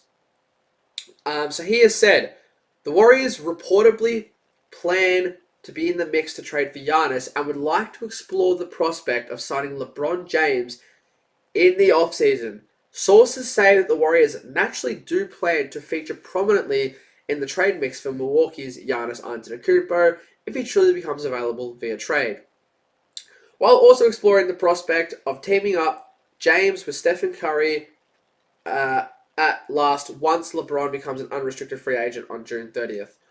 Wow, isn't that some news? Now, yes, that has me excited, but it doesn't fully have me excited, if that makes sense, because we have seen that rumor of LeBron to the Warriors and the other rumor of Giannis to the Warriors, what feels like about 100 times now over the past 3-ish years. So until something actually gets confirmed, like a trade request or like LeBron, some of LeBron's sources say that he's on the move, I'm not going to fully buy into it too much. But I do think at this rate, and I will be doing a video on it early next week, kind of talking about what I think the Warriors will do at this year's trade deadline. I'll spoil it a little bit early. I don't think we're going to do anything. I simply don't think we'll do anything. I'm certain we won't trade Jimmy Butler. When the injury first happened, I was like, yeah, we'll probably trade him. You know, it's bad faith, but at the end of the day, it's probably best for the team moving forward.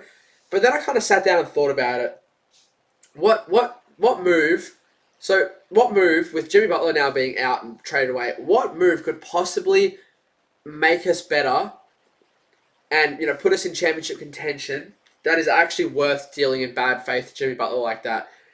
And I came to the conclusion that unless it's Giannis or even like a LeBron, there's no move that will put this team back in a true championship contention, in my opinion. Like, who knows what happens if we sneak in the playoffs? Maybe Steph just goes Super Saiyan mode, chucks on a shooting sleeve and turns back into Winter Soldier Steph. But there's not really many moves with the limited players available at this year's trade deadline that would actually help put us back in contention.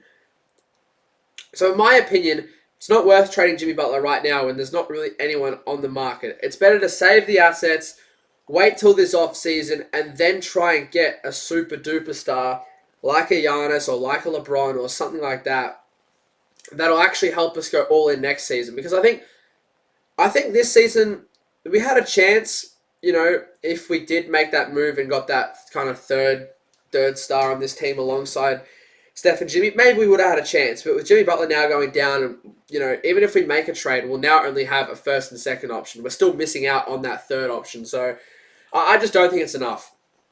I feel like nowadays, typically you need 3 scoring options if you want to win a championship. And for the Warriors, that could have been Steph, Jimmy, and whichever player we brought in. But now with Jimmy Butler going down, even if we trade in a player, we're still kind of missing out on that third scoring option. So it's just not worth it, in my opinion, to kind of summarize what I'm saying. I think it's bad faith. And although in the moment, a lot of us, including myself, overreacted, saying that we probably should trade Steph, I kind of don't agree with that opinion anymore. I'd probably keep Jimmy, let him recover, rest, and, if they want to bring him back next season, do so, and then if not, they do want to still trade him.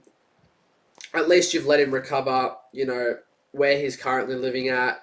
You let him have the kind of off-season to move, and you're also probably going to get a better player in return because he's actually healthy by then. So, there's so many ways that you can look at it. But regardless, it just isn't logical to trade Jimmy Butler right now, in my opinion. But let me know what you guys are thinking. Obviously, some of you guys in the chat might have a different opinion to me. A lot of you guys might agree with me. A lot of you guys might half agree, half disagree. But yeah, it's interesting. All right, but here we go. We still got half a basketball. I mean, look, the vibes at the moment are a little bit flat. In terms of the stream, you guys can probably tell I'm not as upbeat and energetic compared to recent streams because I'm still feeling that Jimmy Butler injury, man. Like it is a complete derail of a season, and we've only got a literal handful of seasons remaining with our all-time greatest player in franchise history. We definitely will never get a player of that level again, but we might not have a superstar on this team post Steph Curry for like 5 years or something. So like we gotta do some stuff now, but like we can't. We're kind of stuck. So it's like, but yeah, we're going down a bit of a halftime rabbit hole here. We got a game to watch. We don't want to build conspiracy theory at the halftime break. We typically do that a lot. We go down like this conspiracy theory rabbit hole at halftime. But something I wouldn't mind doing some point over the next week prior. Something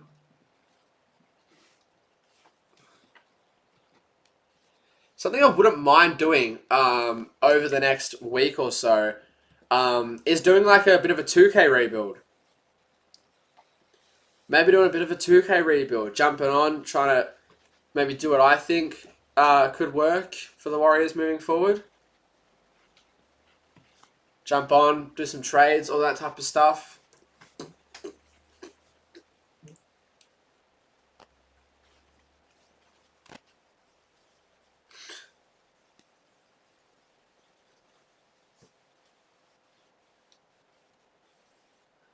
Alright, so we are about to get back underway. I will be 1 second. I just need to quickly grab one thing. So just give me 2 seconds.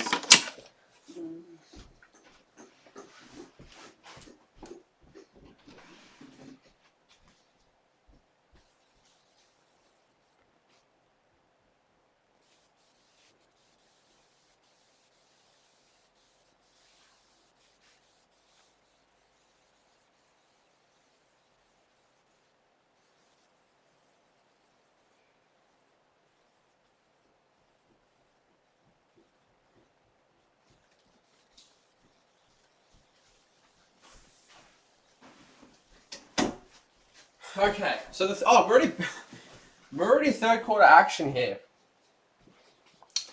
All right, we're already third quarter action. We are underway. 52-55. Oh, we just scored. We just scored. All right, we'll take that.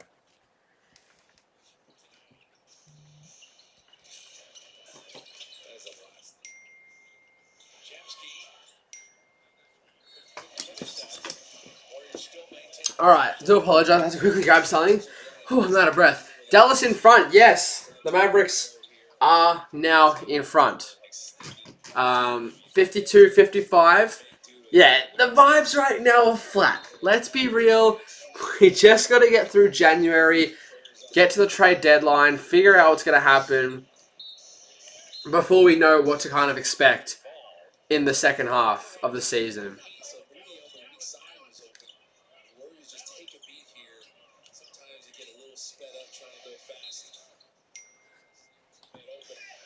All right. As that's a good bucket there. So just like that, back to a 1-point game. 54-55. Oh my God, Kuminga's ruled out for the game. Left knee soreness, will not return. Oh my God, what is with San Francisco sports teams and injuries? Pajemski, the slam, puts the Warriors up by 1.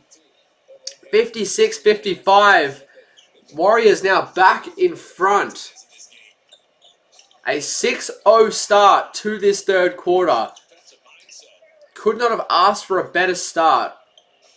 All the starters out there at the moment. As Cooper Flag will miss. So what a start to the third quarter for the Warriors here. After all of my halftime conspiracy theories, it's just good to see the team come out and put the foot down here early. Oh no. Oh my God, is Steph Curry injured?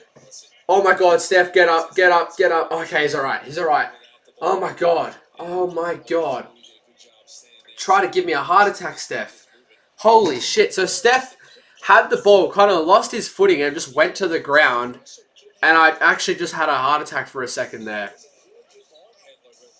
Pajemski off to Steph. Steph's going to be... No, he'll get the shot off. So Warriors, 8-0 start to this third quarter. Steph with 15 points. We're going to need a lot from him here in this second half. Christie. As that's going to be poked away. But Christie will still hold on to possession here. Steph coming up for the high defense. Christie step back 3. He misses. Good defense there by Steph. But Gee and Brandon weren't on the same page. Both of them tried to out-rebound each other. And you should not be doing that as teammates. So it's now going to be Mavericks ball once again because of a silly mistake. So Cooper Flag will shoot and will score. So Mavericks finally get their first bucket of this third quarter. That's now back to a 1-point game. So Steph with 15, Cooper with 13. It's been a really good matchup between the young and the old star as Moody. His 3 comes off front iron. Martin with the rebound. Marshall, little floater, misses, but will be fouled and led to the line here for 2.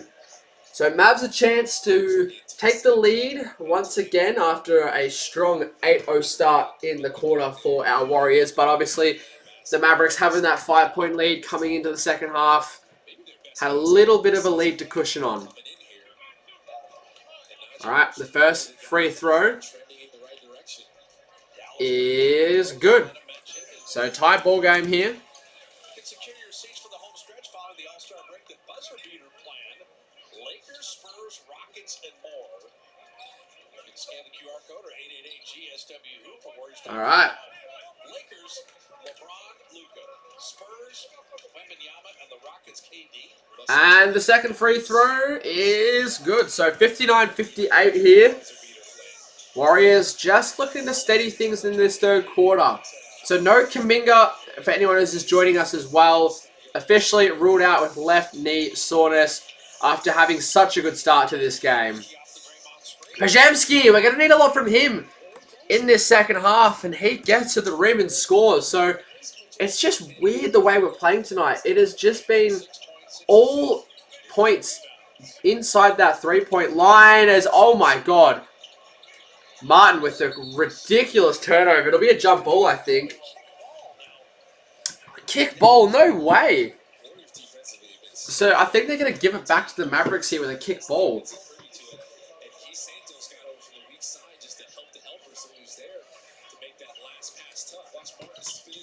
Alright. Oh, no, that is a kick ball. Okay, okay. Now, you couldn't see that angle originally. That makes sense. Alright. Mavericks down by 1 here, looking to hit the lead once again. So many lead changes. Cooper Flag rises up, but misses the mid-range shot there. Pajemski, who's had a good third quarter so far. Warriors 5 of 7 here so far in this third quarter from the field. And they're now up by 1, despite being down by 5 at the half. Kick out to Moody. He'll set his feet, has time to shoot it, and he knocks down the 3. Moody has hit some of our big shots tonight. It's going to be timeout here for the Mavericks.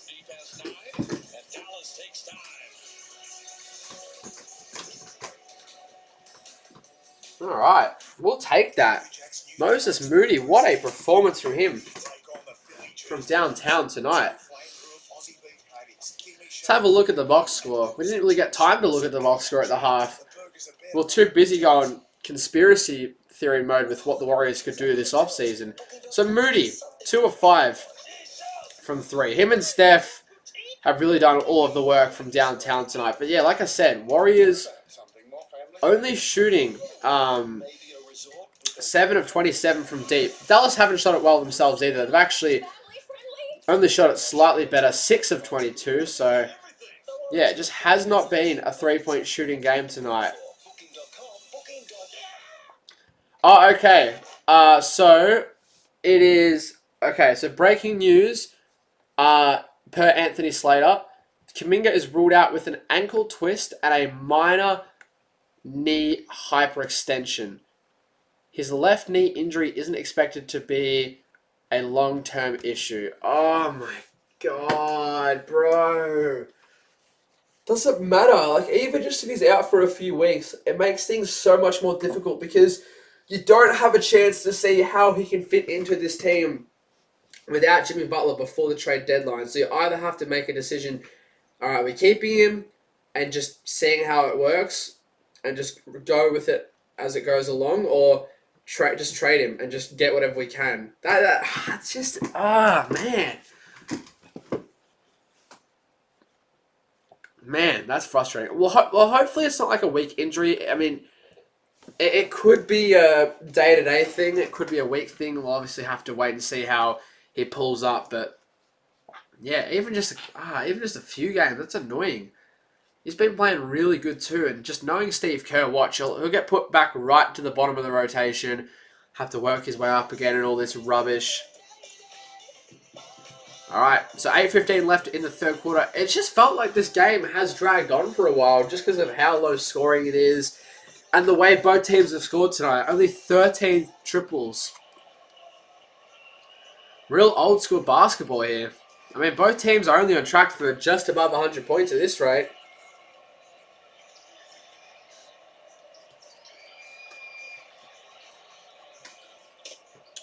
We'll check if we've gone up any subs. We're probably not going to hit 900 tonight. That's okay.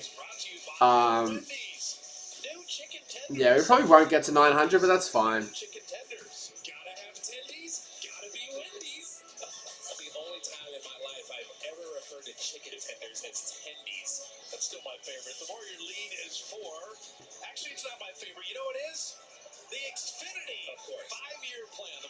That's what we need to start doing. We need to get sponsors on these streams so we can do ad breaks where I can catch my breath. Because I just realized that I'm like, how are the commentators so energized the whole night? But they get like timeout breaks and like, you know, breaks at the half and all that type of stuff. Where I don't get any breaks. I'm start to finish.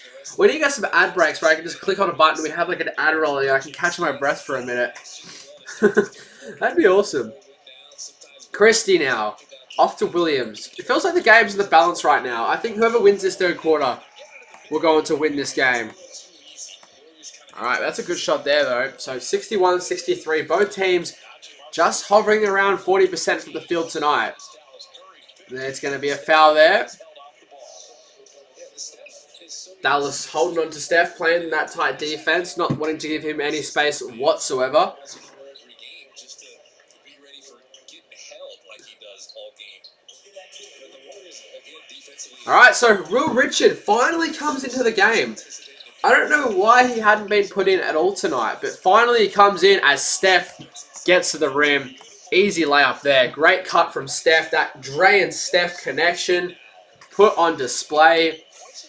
And that is the 32nd point in the paint tonight from the Warriors. So, yeah, they're really looking to attack inside with that three ball. Not really falling much as Christie, speaking of the three ball, that's also not fallen. Christie misses. That's still going to be Mavericks ball, though. It's going to be a foul on the rebound there by Moses Moody. So Dallas will retain possession. But now the Warriors are back up by 4. But the problem is tonight, we've had a lot of those little 3-4 point leads, but we haven't been able to extend it out to that 10-point range. Every single time the Mavs come right back, just like this, as Dwight Powell gets to the rim. Looks very uncoordinated in doing so, but got the bucket to go. That's all that matters. Draymond. And Draymond will get a screen, and he'll attack right back at Dwight Powell. Both the centers getting involved here, looking to attack at each other. Here comes Dwight Powell again, potentially. No, to go to Marshall. And Richard will be called for the foul there, I think. Coming across for the help. All right, Marshall at the line now. He's had a couple of trips to the line. I felt like he's been okay tonight. Hasn't shot the ball great, but, you know, had some good moments. And a lot of times you have seen the Mavs switch it, but no one wants to switch off of Steph. He's too important. He's Stephen Curry. All right, Marshall With that action. All the work at the line. Hits the first. 6-7, 6-7. Oh, God. It's just one of those nights. You just got to sit back and laugh. Yeah, you just got to sit back and laugh. We could get a double 6-7 here at this rate. Knowing the game we've had tonight, that wouldn't shock me. As Marshall hits the second.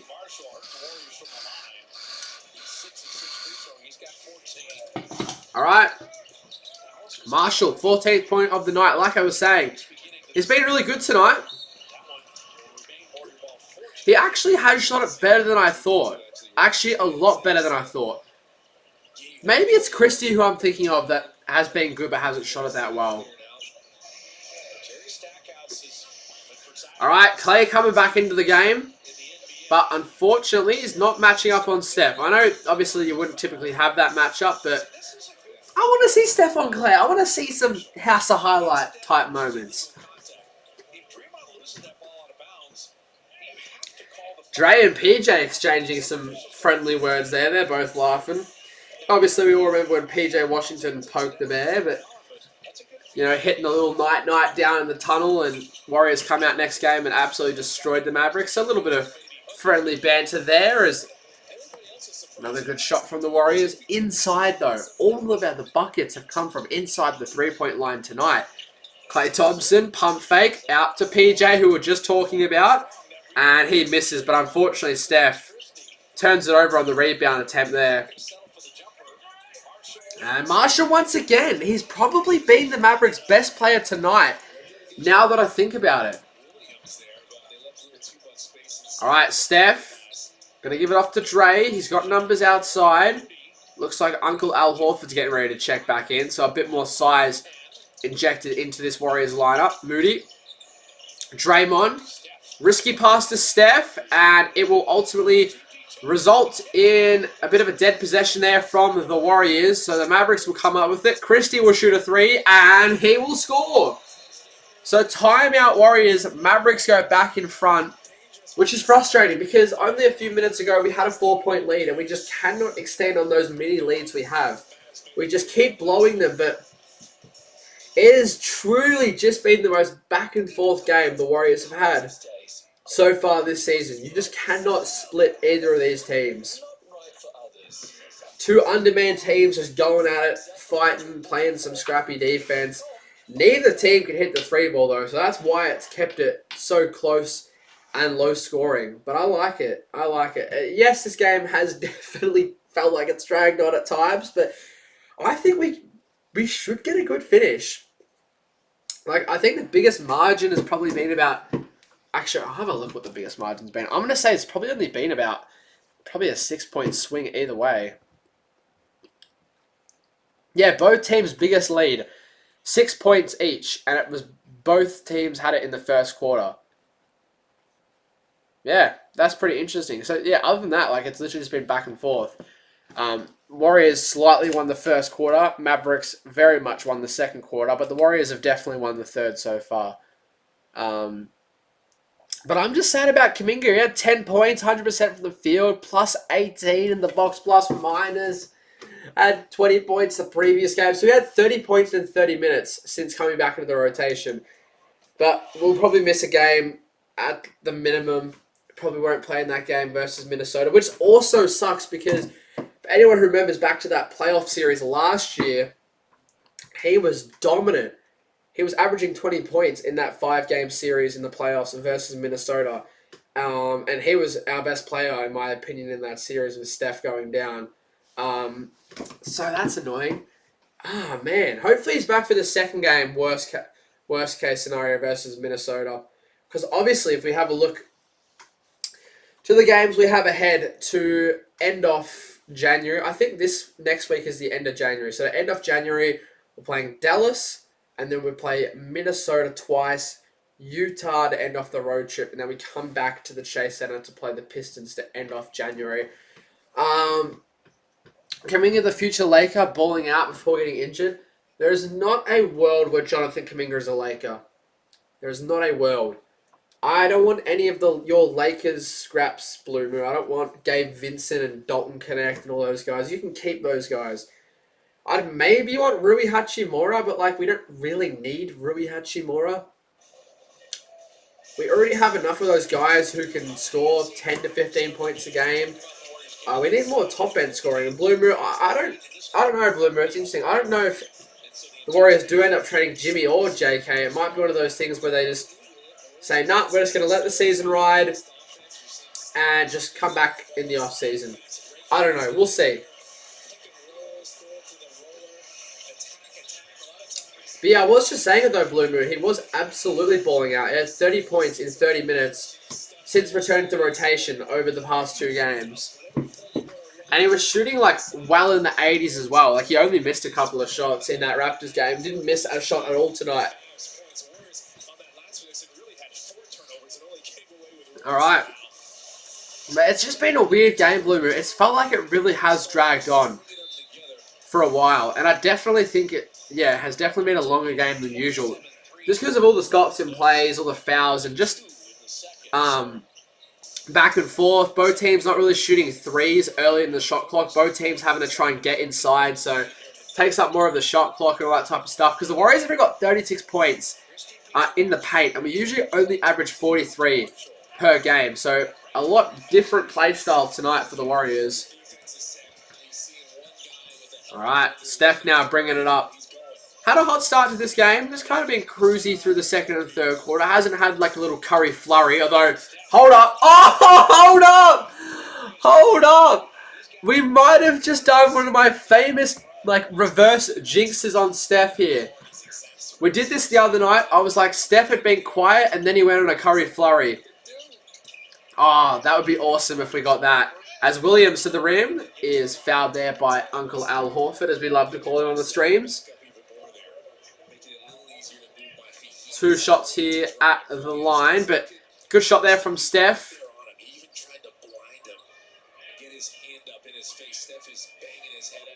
Alright, 72-72. Like I said, this game has definitely dragged on, and you know, the vibes aren't as good as what they were prior to the Jimmy injury, but if we can get a close win, it'll definitely help things get back to the right projection.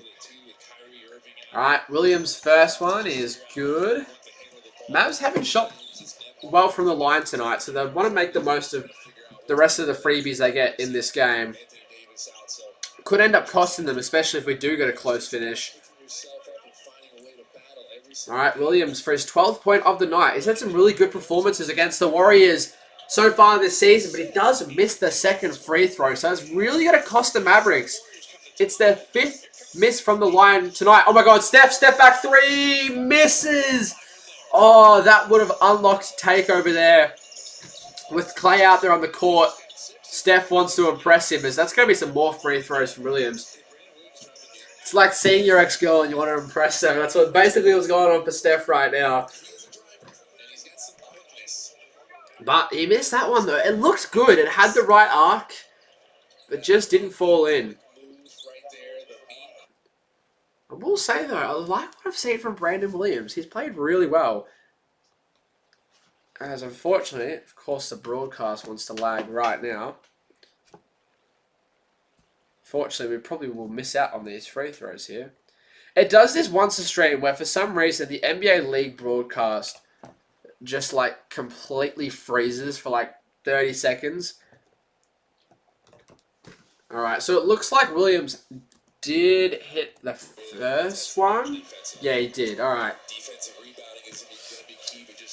So he's 2 out of 3 from his 2 trips to the line over the past minute or so. And make that 3 out of 4. So Mavs now up by 3 points. Alright, so that's the 8th free throw of the quarter for the Mavericks. And the Warriors are yet to have a trip to the line. So that's pretty interesting.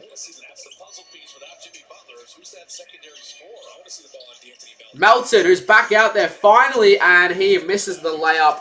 Richard can't get the second chance opportunity to go. Mavs out in transition. Marshall, Clay, steps into a 3 and misses. Hasn't been the greatest night from deep for anyone tonight, including Clay. Melton, corner 3. He misses. Rebound, Marshall. Neither team can hit their threes tonight. It hurts to watch as Brandon Williams catches an alley-oop. He's got some athleticism.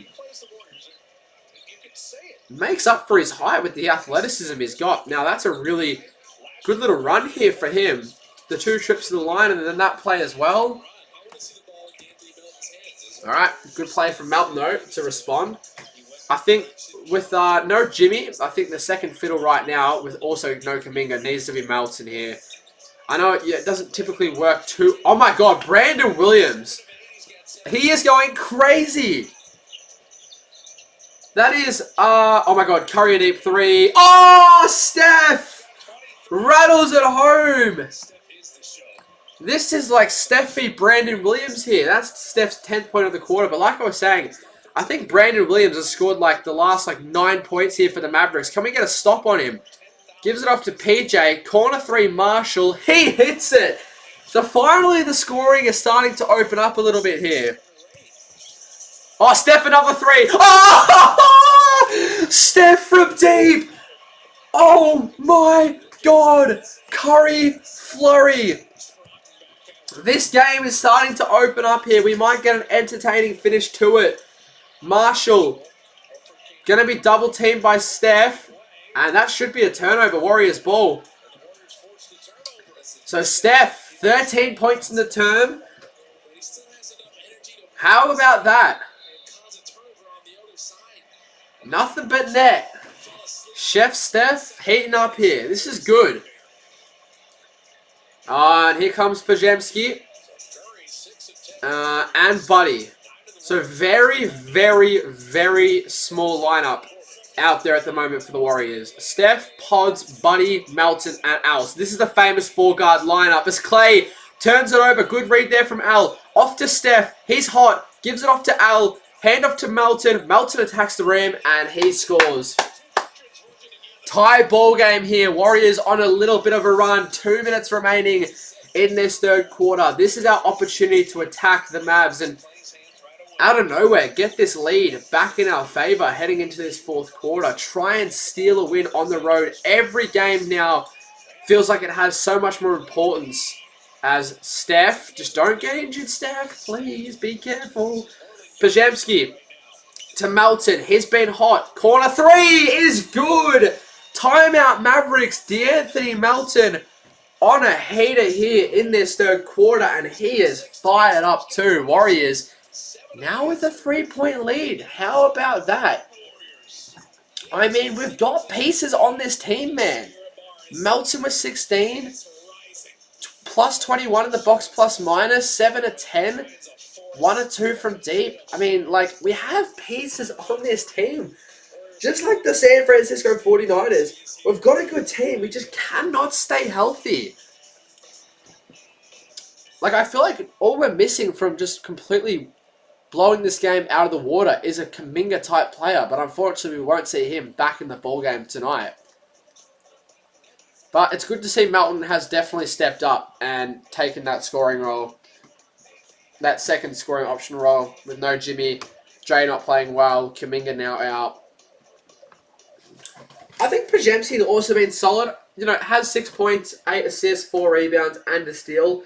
He's shooting 33% from the field, but he has been a box plus minus plus 14. I felt like he definitely has had a good impact on the game tonight, despite not a crazy stat line. And same thing with Al Horford. I think Al Horford has also been really good tonight. He only has 3 points, 4 rebounds, a steal, and a block, but I felt like the team feels a lot more settled when he's out there. That's kind of my thought on it. Where with Quinton... What's going on with Quinton Post tonight as well? I'm just looking at this now. He's only played 5 minutes. So he was originally in the starting lineup, got taken out of the starting lineup like maybe 30 minutes before tip-off and just hasn't played at all tonight. It's just very weird. All right, so the lineup we have out there at the moment. Melton, Buddy, Pods, Gee, and Horford. Coming up against Martin, Christie, Clay, PJ, and Williams. As PJ will score off the timeout. A minute left here in this third quarter. So yeah, Steph, obviously, he usually rests for the final couple minutes of the third quarter. So we've just got to try and keep this game right in the balance with Steph off. We don't want to let the Mavs go on a little last-minute run here and take a little lead. We want to try and actually keep the lead ourselves here. But look, if we go down by a possession or something, I wouldn't be mad. But that's a good play. Clay is going to foul Melton there. Yeah, I just realized Clay and Melton never had to play as teammates. Melton and Buddy were essentially like the Clay Thompson replacements.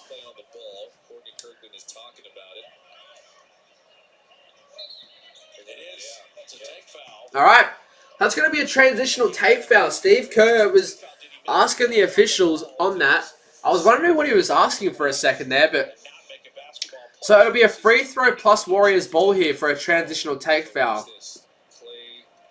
Yeah, because Melton was in the motion of passing it. Yeah, that's a good pickup there from Steve. All right. So Buddy hits the free throw. So that's just a handy little point with Steph out there, like I said. And like I have said all night, these little easy points are going to help. Obviously, the technical foul earlier in the game and that transitional take foul free throw, that's 2 points, and that's the 2 points. So just keep doing this, keep getting free buckets, let Melton kind of run the show.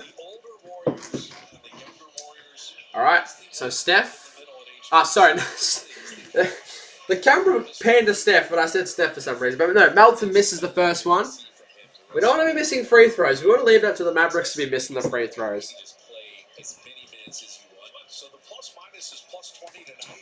All right, Melton, the second one is good. So 87 plays 84 here. 1 possession lead for the Warriors. 37 bench points tonight. That's some good numbers through only 3 terms so far. All right, so Mavericks this time round should get the 2 for 1 if they play their cards right. Williams misses the 3. PJ gets the second chance opportunity.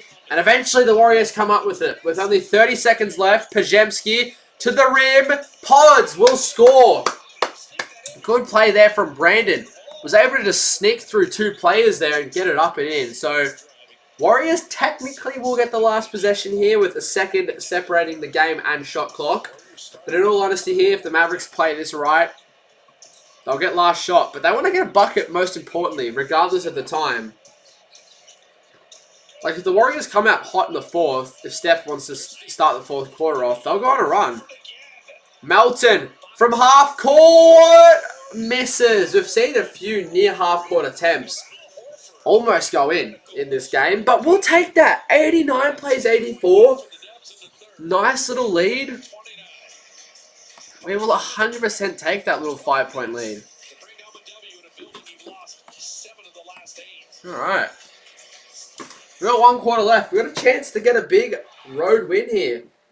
We don't typically win when we play Dallas in Dallas, so if we can snatch a win in this game without Jimmy, we'll certainly take that. But yeah, regardless of how this plays out, the team definitely looks a lot more energized compared to that game versus Toronto. You could see how kind of flat things were in the very first game without Jimmy versus Toronto. We just didn't even stand a chance. Emmanuel quickly just went ballistic. But yeah, this game we've definitely showed a lot better signs, which is good. I'm just very curious on how this whole Kuminga thing plays out. I'm kind of just hoping we can keep him, but I mean, if the right trade package is there, they'll probably make the move. But I'm telling you, man, if Kuminga gets the right opportunity, whether it's with the Warriors or with a team like Brooklyn or Chicago or wherever, he will be a damn good player. Easily a near 20-point per game scorer. But yeah, because of all this, injuries and all this trade stuff, I was originally going to do a video, but I think a stream is kind of the better way to do it. I don't really want to upload any 2K content. I kind of just want to keep it for streams and stuff like that. But I'm kind of thinking of maybe doing like a full-on Warriors, like 5 to 10 year rebuild on 2K for like a stream. Maybe like sometime over the next week or two before the trade deadline. I feel like that could be a good little something to do. I don't know if that's something you guys would be interested in though. Let me know. But yeah, we'll see if we've gone up any subscribers in that quarter. I'm going to assume not, but you never know. No, we haven't. That's all right. Yeah, obviously, the vibes in this stream, not as energetic and upbeat as normal. But yeah, it's just tough without Jimmy. And, I've been pumping out so much content. I'm honestly a little bit fatigued at the moment. But it's alright. We'll hopefully roll into a good second half of the season, all things considered. Alright, we got 42 people in there. That's still some really good numbers. So if you do want to subscribe to the channel, it'd obviously be appreciated. And, drop a like if you have enjoyed the stream. Obviously, not every stream is going to, perform perfectly. But, enjoy every stream. Every game's different. Every stream's different. Alright. Here we go. Heading into this 4th quarter. Hopefully we can just get a good finish. I feel like everyone who is watching and is at this game deserves a good finish. I feel like we've really, really earned a good finish to this game.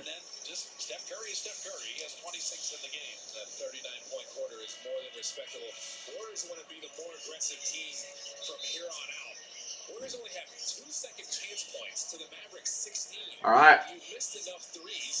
Here we go. 4th quarter action. We are underway for the 4th. Mavericks to begin things off. Warriors starting off with a full court press here. Buddy Hield looking to press up on Nembhard, and it's going to be a steal on the very first possession. Oh. Okay, so the bucket won't count. The Warriors had a free bucket at the rim, but regardless, it'll still be Warriors ball here. Pajemski and Buddy Hield, the full court press on the first possession. That's some good work there from Pajemski. First possession, getting the ball right into our hands. Melton. As Melton will miss, as Powell will come up with the rebound. So Mavs going to be aggressive here early in this 4th. Try and get the game back in their favor. And that's exactly what they do. Christie, a nice finish at the rim there. So 3-point game here. We should get a close finish. This game hasn't been any bigger than a 6-point margin for both teams. Pajemski. With Cooper flag on him. Buddy Hield. Wanted the 3. We'll shoot the 3 and we'll hit the 3. Buddy Hield from deep. Good shot there from Buddy. So we're now up by 6, which, like I was saying, both teams have only had a biggest margin of 6 points, and that was in the first quarter. So this is a really, really good start for the Warriors here. Cooper will shoot a 3, and he will hit it. It's been a very strange night for Cooper, but he's definitely had a good impact on this game. Melton to Gee. Gee, beautiful bounce and pass into the paint there to Melton. He'll give it back to Gee. Gee will shoot the 3, and that one will come offline there. Power with a little bit of a clumsy rebound. So right now it's Pajemski, Melton, Gee, Al, and Buddy. So no Steph at the moment. I'm sure they'll try and save him for late in the fourth quarter. But if we're getting out in transition and getting easy layups like that, we can hopefully give Steph more and more rest. So back up by 5. Nemhard. Clay. And that should be out of bounds. That's going to be Warriors' ball. Christie had his foot on the line there, so that's going to go Warriors' way. We'll take that. Some good double teaming here from the Warriors in this fourth quarter. They've kind of realized that with Steph off the court, they've got to prioritize that defense. Bring the Mavericks down to our level offensively. Alright, Pajemski ball in hand. High screen from Horford. Pajemski with the former Warrior Klay Thompson on him. Pods looks to attack him. Hand off to Buddy. He's stuck in the corner. Might have to shoot this here. He will. Buddy! Hits the corner 3. Biggest lead of the night for the Warriors. And the second half 3-point shooting has been amazing. Thanks to guys like Melton and Buddy. I think we're 7 of 12 in the second half from deep, which is a lot better than what we shot early in that first half of the game, as Melton is just kneeling down the court tying his shoelaces. I mean, we don't want him to trip and re-injure himself, as Steph is going to head to the scorer's table for his first kind of burst here in this fourth quarter, as Pods did beat his defender but just couldn't get it to roll in. Nemhard off to Cooper, flag! Tried to post a Guy Santos, but he's going to head to the line. He did get fouled on that dunk attempt, but oh my god, he nearly killed Guy Santos there. Oh my god, luckily Guy got out of the way there. But with Guy kind of adjusting to the side, his hand just slapped Cooper's kind of wrist there. So, number 1 overall pick will head to the line for 2 to try and bring this deficit back down. He hits the first one. Mavericks have struggled from the line tonight, so he maybe could miss this second one here.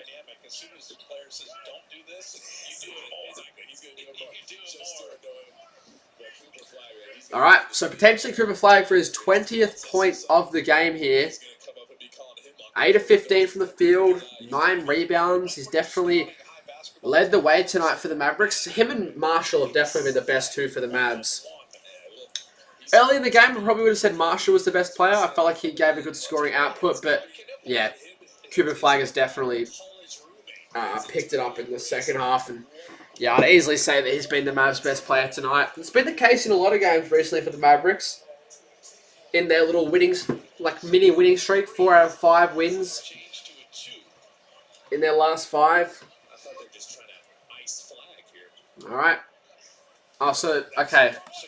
The Warriors actually down to 96 now. I think one of the Warriors' 3s got changed to a 2.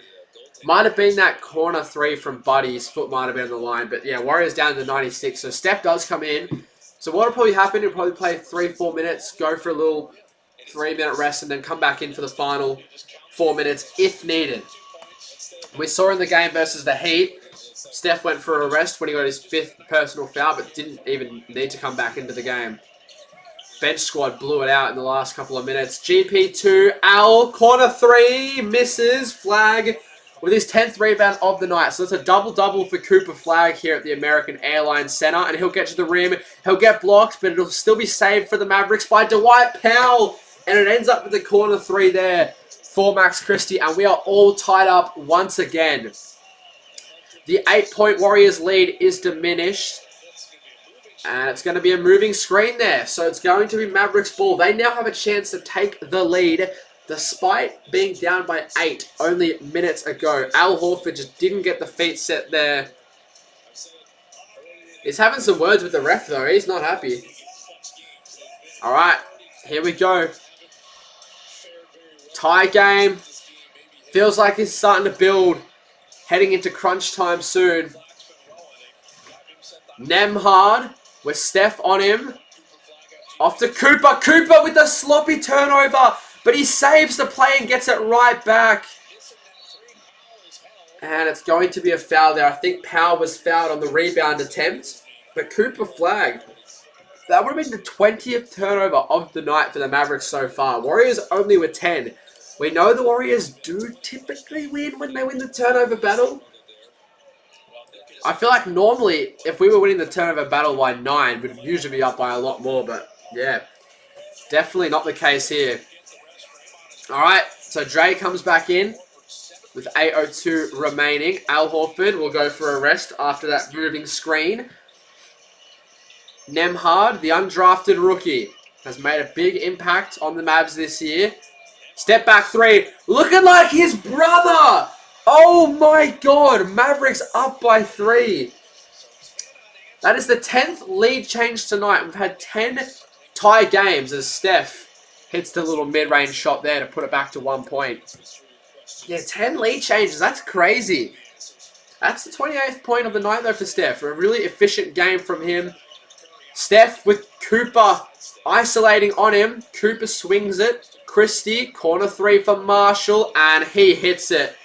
So the Mavericks, the first team to enter triple figures. Now, we did speak about Najee Marshall before, and I definitely feel like he has been one of, if not the best player for the Mavericks tonight. And that's going to be a 3 for Steph. I mean, damn, he is so good. He is so good. Didn't even get all crazy with the reaction too. He was straight like cold-blooded face there. Got past the screen there. Christie tried to come up and save it, but no, Steph was off. All right, we're going to have the first time out here of the fourth quarter. What a quarter it's been. We've got 7 minutes left. I do truly think we are on track for an amazing end to this game. I'm just trying to think, like, how I see this game playing out, and I just don't know. I just simply don't know, and that's what has me excited here. I feel like we haven't had, like, a really good, like, down to the final shot type of game since that Clippers game, but that game wasn't really enjoyable. That was a very, very hard game to watch, where this game I felt like, despite, yeah, it has definitely dragged on a little bit, I do feel like this has been a really entertaining game. In patches, a lot of lead changes, Steph balling out, Cooper looking really good, Marshall stepping up for the Mavericks, Melton stepping up for the Warriors, Kuminga had his little patch, unfortunately, of course he had to get injured. But I think, yeah, there's definitely been a lot to take away from this game. Melton should be in the starting lineup, in my opinion. I mean, yeah, I understand you want a mix of guys off the bench and starting, but I just feel like Melton works so well with Steph. I don't know, like I just feel like the more and more he gets to 100% health, the more minutes you can give him. And once he gets to the point where he can consistently play 30 minutes a night, I just feel like you have to get him into the starting lineup. And then with how Kuminga's been playing, if he doesn't have a serious injury here, we'll obviously see kind of roughly how long he's out for within the next day or so. Yeah, I wouldn't mind seeing Kuminga get a shot in the starting lineup. Like, I wouldn't mind something like maybe Steph, Melton, Kuminga, or even, I guess you could do Steph, Melton, Moody, Kuminga, Draymond if they don't want to start Quinton Post. Like, I wouldn't mind that. You have Kuminga and Dre in the front court. Yes, neither are centers, but, you know, both are so athletic, and obviously Draymond with the basketball IQ. I think those guys could hold it down, and then you have, like, Al and Quinton coming off the bench. I wouldn't mind that starting 5, but yeah. We'll see. We'll see what Steve Kerr wants to do post-trade deadline. Obviously, he'll probably experiment with a bunch of stuff prior to the trade deadline. Kind of see which of the guys he wants to kind of rock with moving forward. But there's just a lot of questions at the moment, and we don't really have many answers. But we'll get some answers here in this final 7 minutes on what this kind of Warriors team is looking like. All right, we're coming back off this timeout now.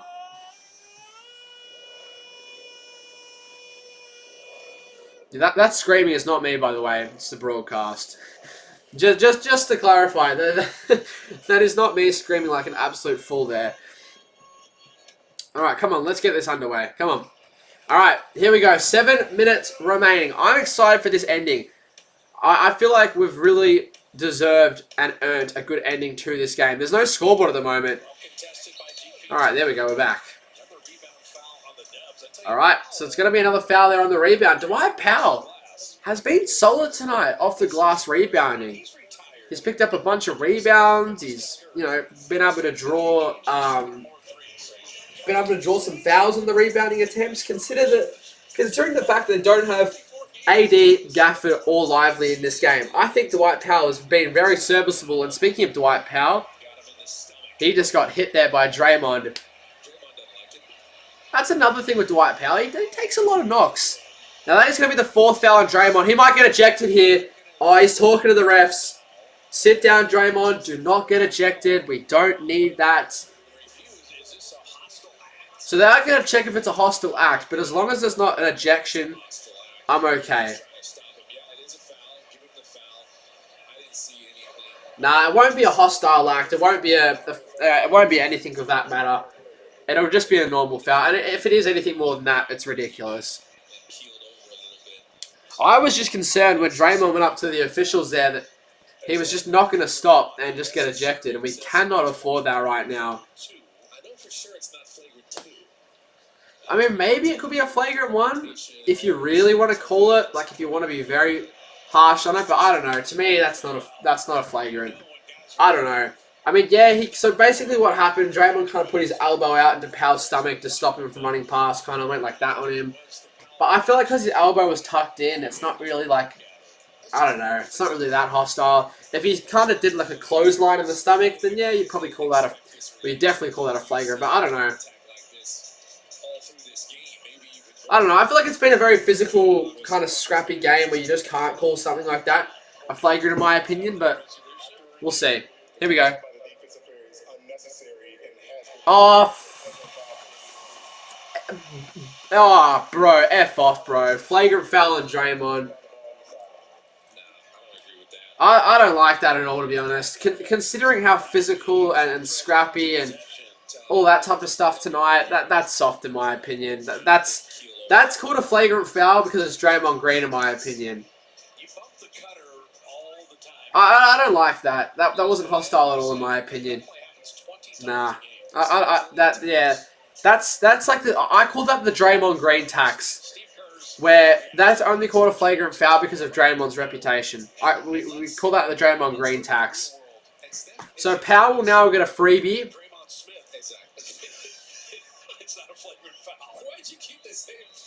All right, and hits the first one. So, yep, it'll be 2 for Powell, obviously because of the flagrant foul. It'll be 2 free throws plus ball back.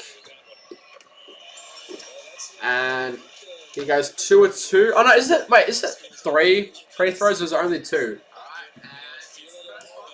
No, it's just 2. I was going to say, I thought he was going back for another one there. I'm like, hang on a second. I didn't think it was 3 free throws for a flagrant one, but no, that's all right. Mavericks ball here, up by 3. That flagrant could cost us here, those 2 points. 4 fouls now for Draymond. We are almost about to get into crunch time here. Nembhard, Steph on him. Nembhard floats up, air balls. Draymond with the defensive rebound there and gives it off to Steph. So it's a very weird situation here. Does Steph go off in this 4th quarter? Will they give him like a minute rest? I just don't think they can now. This is the problem. Steph steps into a 3, misses off front iron. Rebound Mavericks. They've got 3 on 2 here in transition. Long pass to Christie. Richards off balance. Christie will be fouled by Draymond, and that's going to be Green's 5th foul of the game. That's going to be Draymond's 5th foul of the game. Is that going to be another unsportsmanlike conduct foul here? Nah.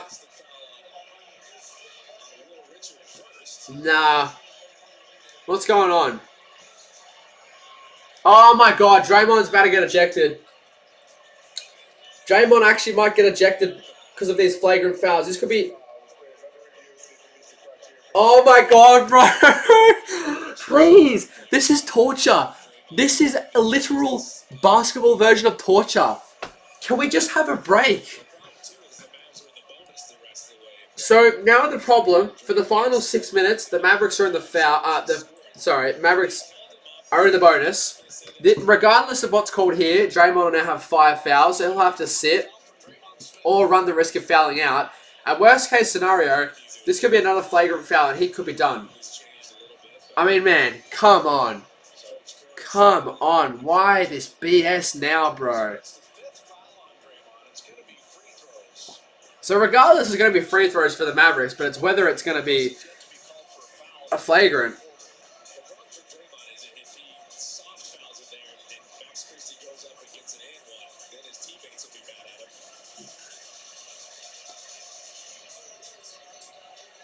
Oh, bro, come on. If this is a flagrant foul, bro, I'm done. Here we go. 3-point game. So Draymond is going to have to sit regardless. I mean, they can't run the risk of...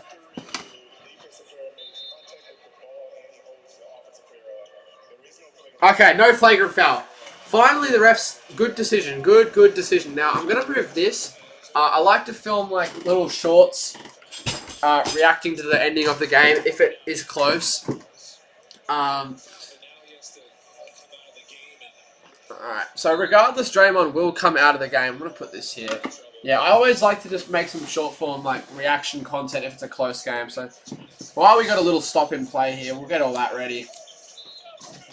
Last time I did one of these, we actually ended up having a near game-winning shot from Jimmy Butler in that Clippers game. Alright, so Draymond does have to go for a seat. He's now got 5 fouls. One more and his night's done. So, he'll probably sit... maybe for the next 3-4 minutes and then bring him back in at the end if you want. But Al Horford could be serviceable in this final 6 minutes. But my issue is Steph needs... It's a very awkward point now.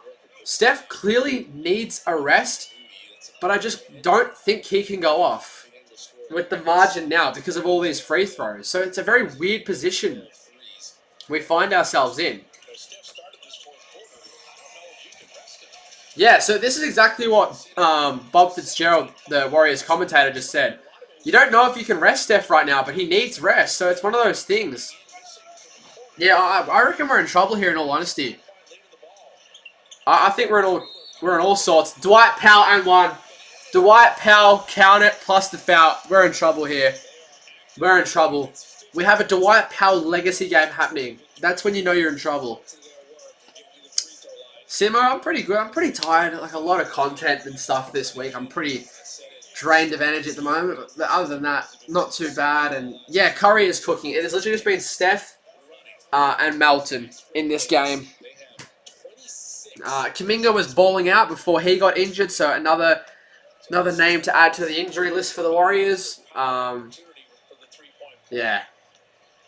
Not great. Not great. Alright. Powell hits it. So we're now down by 8. Biggest lead of the night for the Mavericks. And it could not have been at a worse point. So Mavericks have had 7 free throws in this quarter. Warriors have had 0.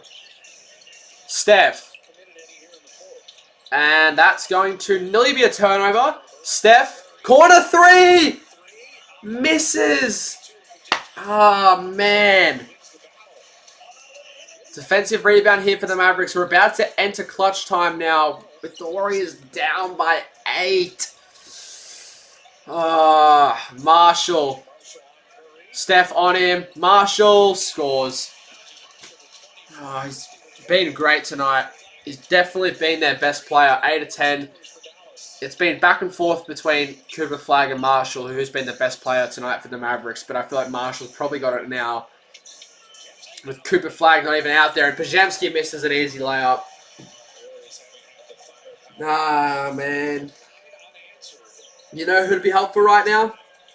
Butler. And that's another bucket for Marshall. Timeout, Warriors.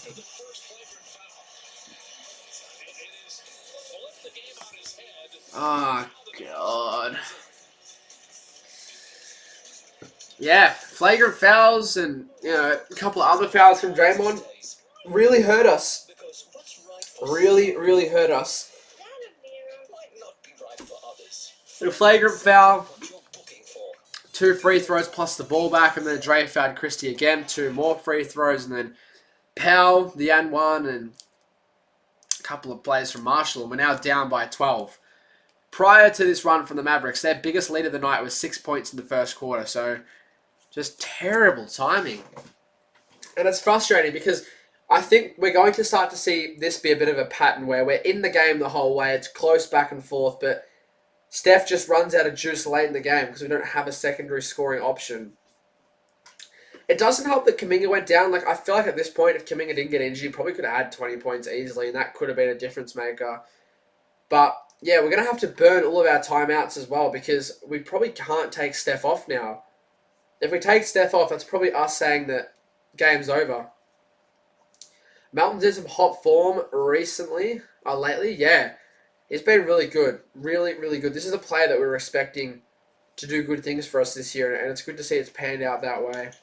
Coming off an ACL too, like, it's crazy to have, like, what potentially could go on to be your best season of your career coming off of an ACL injury, a year injury. But some players with that time off actually come back a lot better. They have time to work on their craft, you know, build their strength up and all that. But yeah, he's definitely been one of those players. We got exactly 4:50 remaining. We're in crunch time now, or clutch time, whatever you want to call it. But we're down by 12, so I don't think it's clutch time. If we're down by 12, there's nothing to clutch up. We're going to need an insane run. Like, I'm talking like a super duper sane run here from Steph Curry. We're going to need a Steph Curry flurry.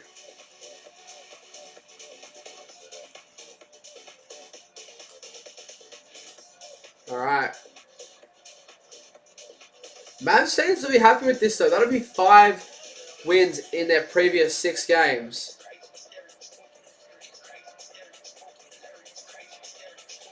Alright. Oh, bro, turn this junk song off, bro. Drake over Kendrick any day of the week, man. Come on now. Tonight's BMW Ultimate Performer brought to you by your Bay Area BMW centers. Najee Marshall, 9 of 11, with 26 points, 7 rebounds, 6 of 6 free throwing. He has just been special in every quarter, really. That's efficiency. All right. Here we go. What do we have in the tank? Now, if you haven't already, do make sure to drop a like and subscribe to the channel for more Warriors content. We are very, very close to 900 subscribers, so we'd love to get close. All right, we're going to need a crazy run here. It's going to have to be a perfect finish to this game. The Mavs are outscoring us 29-12 here in this 4th quarter, so just a quarter where we've just completely run out of gas. Come on. And that's going to be an off-the-ball foul there on the Mavericks. If we can get close to the bonus, that'll help. I think... no, that's the first foul of the quarter for the Mavericks. I think. God. Okay. So the Warriors have got 5 fouls.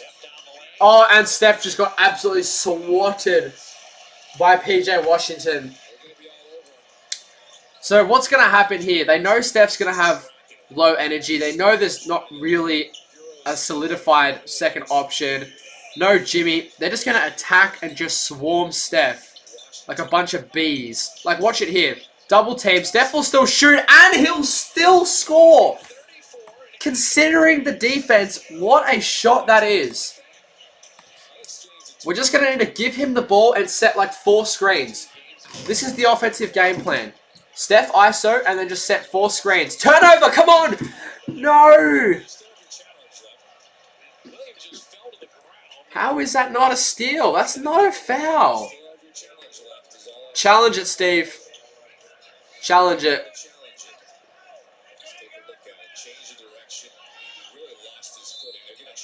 Yep, Warriors challenge. All right. They're challenging that foul call there because obviously the Mavericks are now in the bonus. Any fouls for the rest of this game results in instant free throws. So not only would it not be a steal for the Warriors, it'd be some free throws for the Mavericks. And with us down by 9, we just can't afford that. Playlist, welcome in. Gonna take a Steph Masterclass for the win. It's already been a Steph Masterclass. Gonna take something else. Steph with, I think, 34 or something along those lines. But yeah, having a look at that kind of replay, to me, that's just not a foul. It just kind of looks like, while kind of changing directions, Williams just loses his footing and Melton kind of just comes over him and just takes the ball away. What's also annoying is, you know, if that does get overturned, that means the Warriors now miss out on 2 points because it would have easily have gotten a transitional layup on the other end.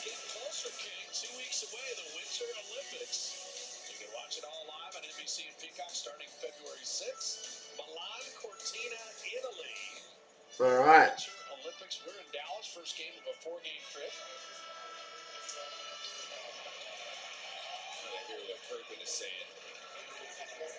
All right.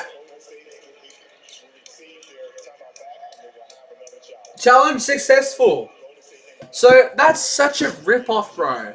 So we lose out on that transitional opportunity. Now, luckily, it did get overturned. So got to look at some of the positives, but he literally just fell, and they just decided to call it a foul just because Melton took the ball away. That's just ridiculous, though. We should be awarded 2. Like, I know it sounds stupid, but we should be awarded 2 points. Like, there's no way we would not have scored a transitional layup off that steal. That is just frustrating. I hate when that happens. All right, we're still a chance here. Down by 9 with 4 minutes left. Melton catches, shoots, fires, misses. Rebound by Brandon Williams there. All right, 4 minutes left. Clutch time here. It's been a low-scoring, scrappy game. Both teams missing out on their star guys. No Jimmy Butler for the Warriors. No AD, no Kyrie for the Mavericks.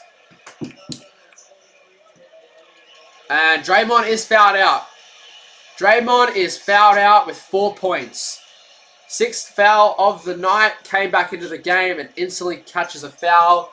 Not only is he fouled out, the Mavericks will now head to the line. I'm pretty sure they're already in the bonus here.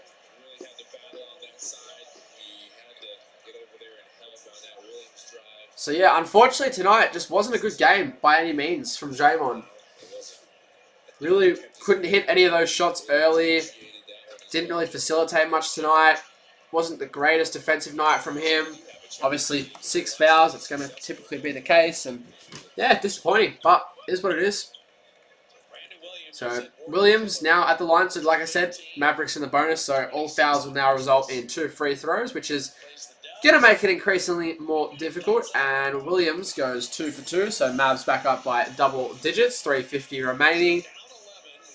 Down 11. Here we go. We're going to need something from Steph here. Steph to the rim. Little scooping layup. That's a goaltending. That is a goaltending. Come on now.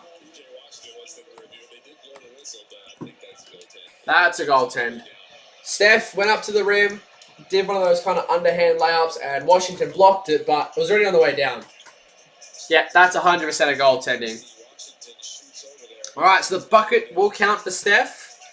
106 to 115. Williams crosses up Steph, kicks it out Christie, swings it one more to Cooper Flag. Has the smaller Melton on him. He looks to exploit that matchup, loses the handling, but it was because of a foul there on the Warriors. So, some more free throws. Yes, you heard that correctly. More free throws. If there wasn't enough free throws already, have some more. Now, I will say this game has definitely gone for a lot longer than a typical game will go for. Because I'm having a look. Usually the streams only go for like 2.5 hours. Flag misses the first free throw there. 2.5 hours, 2 hours 45. We're easily going to go over that.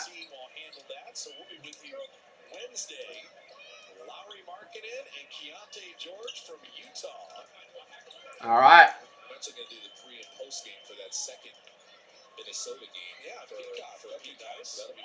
Alright, and flag goes 1 or 2. So Mavs back up to a 10-point lead. It's just been hovering around it. We just need to finish this game off perfectly. And another layup for Steph.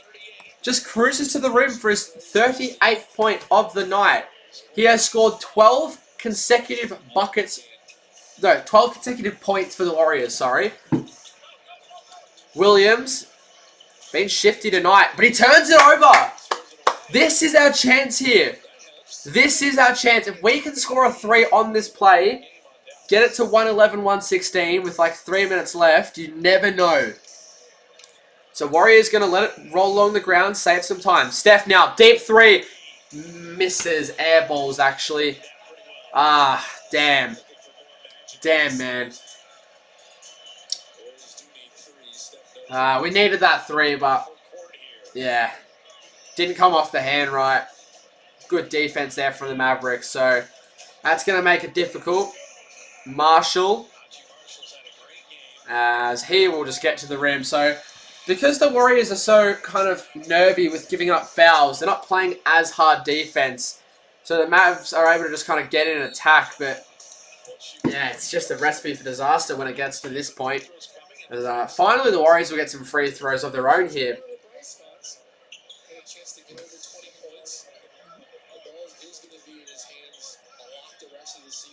All right, Melton now.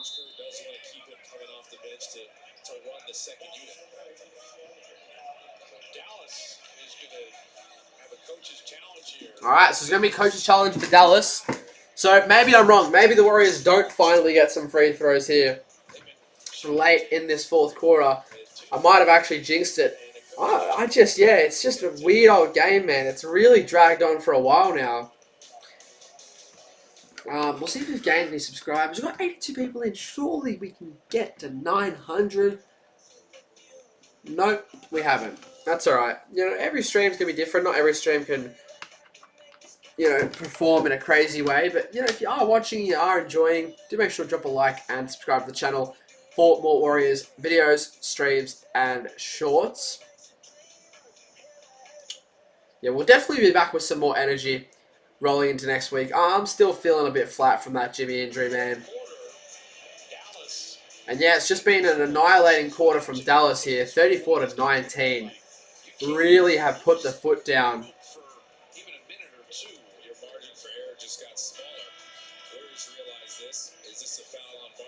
Oh, so coach's challenge successful, I think, here for Dallas. Looking at the replay, that actually doesn't look like a foul there on Melton, unless it's the wrap around the arm. No, okay. No. So it was the wraparound there in the beginning. Alright, so Mavericks now down to 1 timeout. Challenge unsuccessful. So Melton for 2 at the line here. Chance to get it to a 8-point margin. It'll be 2:40 left. So it would literally require the utmost precision here from the Warriors. But you never know. Whenever you have a guy that has number 30 on his back, you just never know. Melton hits the... No, misses the first. Oh my god. Sums up the night. That was so in, and then it just somehow rattled out. Melton the second one. Gets it. Oh my god. Both of those were so nerve-wracking.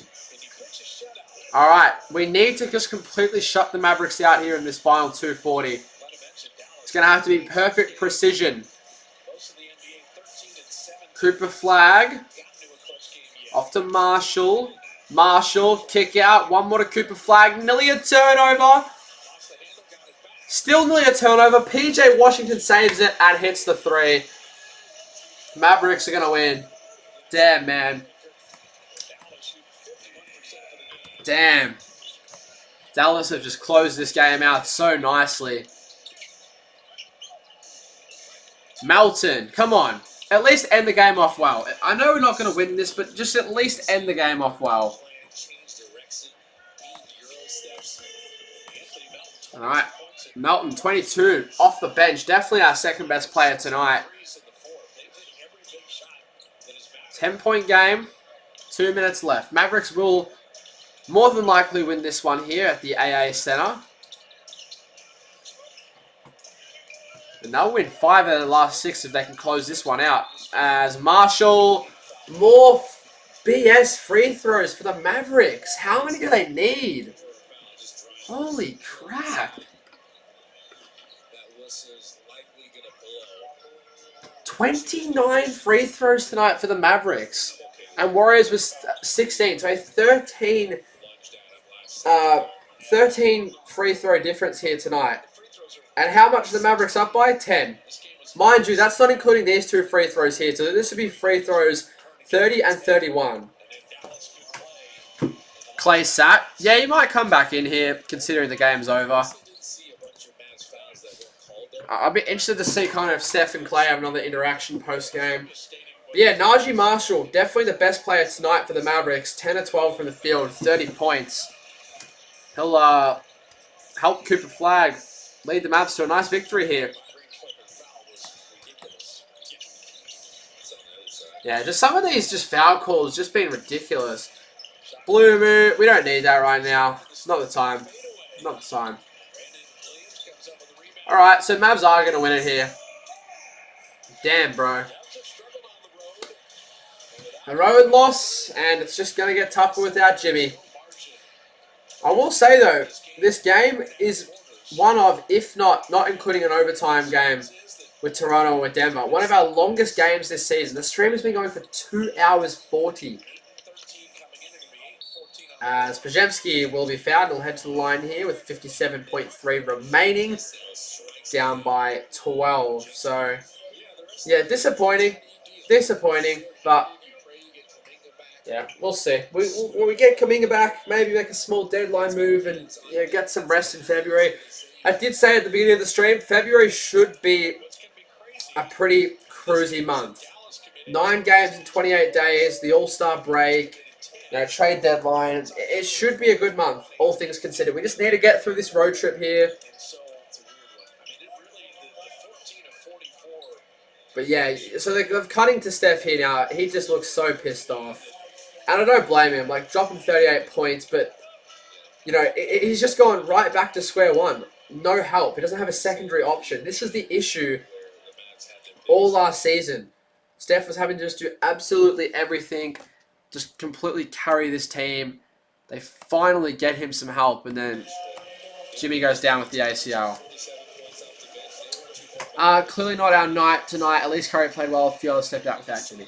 Yeah, 100%, but it's just... This is exactly what happened last season, where before we had Jimmy. Did Pajemski not hit that free throw? Oh, my gosh.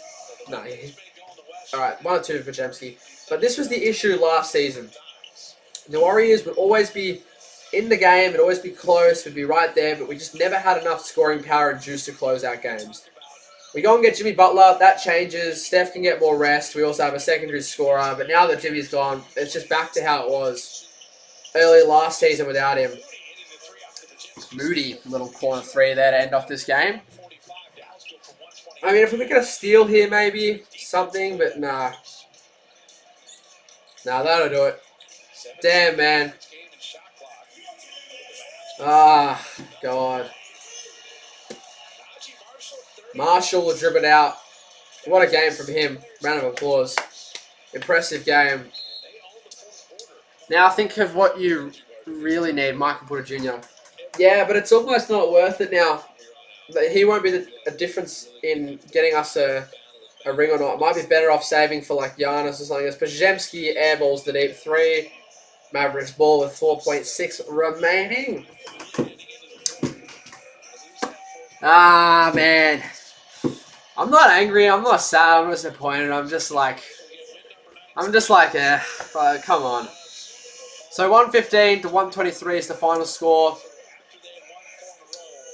On the road, the Warriors fall short to the Mavericks. So we are 1-1 with the Mavericks this year. We are 8-9 in the American Airlines Center over the past couple of years. So, yeah, thoughts on this game? Pretty self-explanatory. This is what's going to be the case moving forward without Jimmy Butler. You add Jimmy Butler's 20 points, or 25, because of how well he's been playing recently, we win this game. Simple as that. Simple as that, we win this game. We'll go through the box score and we'll wrap up. I do have somewhere to be at 2:30, so I do have to go. So we'll start off with the Mavericks because they obviously won. We'll turn that off now. Marshall, 30 points, 7 rebounds, 9 dimes. What a performance. Washington, 10 points, 6 rebounds, 3 blocks, 2 steals. He was elite tonight defensively. Cooper Flag, double-double, 21, 11, and a steal as well. Christie, 21, a steal, 4 boards. Williams, 19 points, 5 rebounds, 4 assists. Powell, double-double, 10 points, 12 rebounds. Nemhard, 5 points. Clay was 6 off the bench, and that was about it for the Mavericks. And then for our Warriors, Steph, Chef, look at what Curry, man, 38 points, 4 rebounds, assist as well. Funnily enough, though, what I find quite interesting, the second worst box plus minus tonight was actually Steph Curry. Now, that probably has to do with the just terrible fourth quarter the Warriors had, but yeah, that's it. That's an interesting one there. Draymond, negative 15 as well in the box plus minus. And then Melton, 22 points, 3 rebounds, 2 steals, and a block. He was actually the highest box plus minus with 22 plus. Podziemski, 9 points, 10 assists, 4 rebounds, 2 steals. Moody, 12 points, 3 rebounds, 3 assists, 2 steals, 1 block. Kuminga, in only 9 minutes, obviously, he did get injured in this game. 10 points on 100% from the field. I feel like if we had Kuminga in this game, we might have won. Draymond, 4 points, 4 rebounds, 5 assists, 2 steals, but shot 20% from the field. We're definitely going to need more from him. Al Horford, 3 points, 8 rebounds, still in a block. He was good defensively, but needs to shoot a little bit better. Buddy Hield, 6 points, 1 of 5 from deep. Not a good game for him. Will Richard only had the 3 steals. Gee, 5 points, 4 rebounds. And yeah, Quentin Post was the one that had me shocked. Only played the 6 minutes tonight for the 2 points. So, yeah. You thought to add Anthony Davis and Curry at points to the Mavericks, so shown by 25. Nah, look, yeah. Yeah, look, it is what it is. I think fully healthy, both of these teams would be some of the best teams in the West, but yeah, neither of these teams can just get any luck with the injuries this year. But I do just want to see kind of what the other scores in the league ended up being before I do head off. I've already been live for 2 hours 45. Like, this thing does go so quickly. We'll see if we have gained any subscribers. If you are heading out, do make sure to drop a sub. Very much appreciated. Drop a like as well if you did enjoy the stream.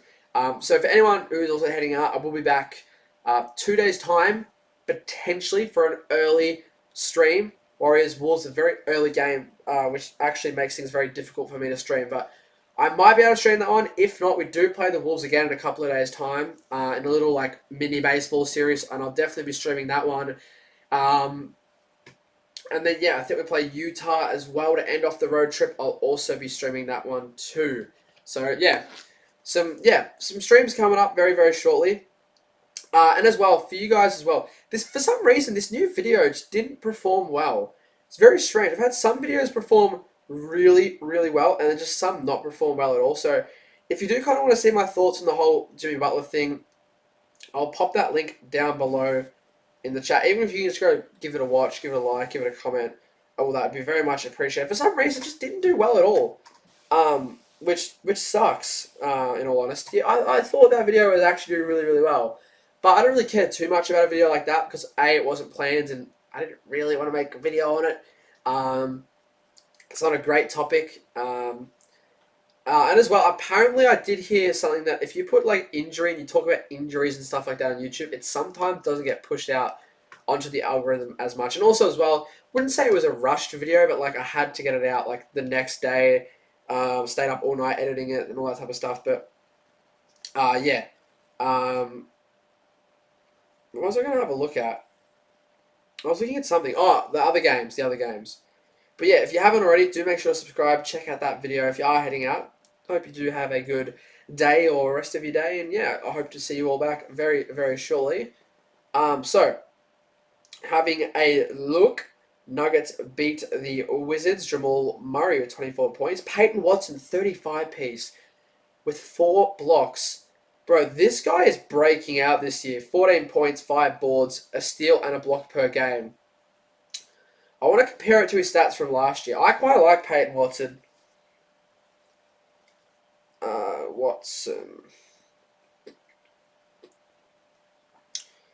Yeah, so he's jumped up 6 points. Yeah, really good stuff. Jumped up 2 rebounds.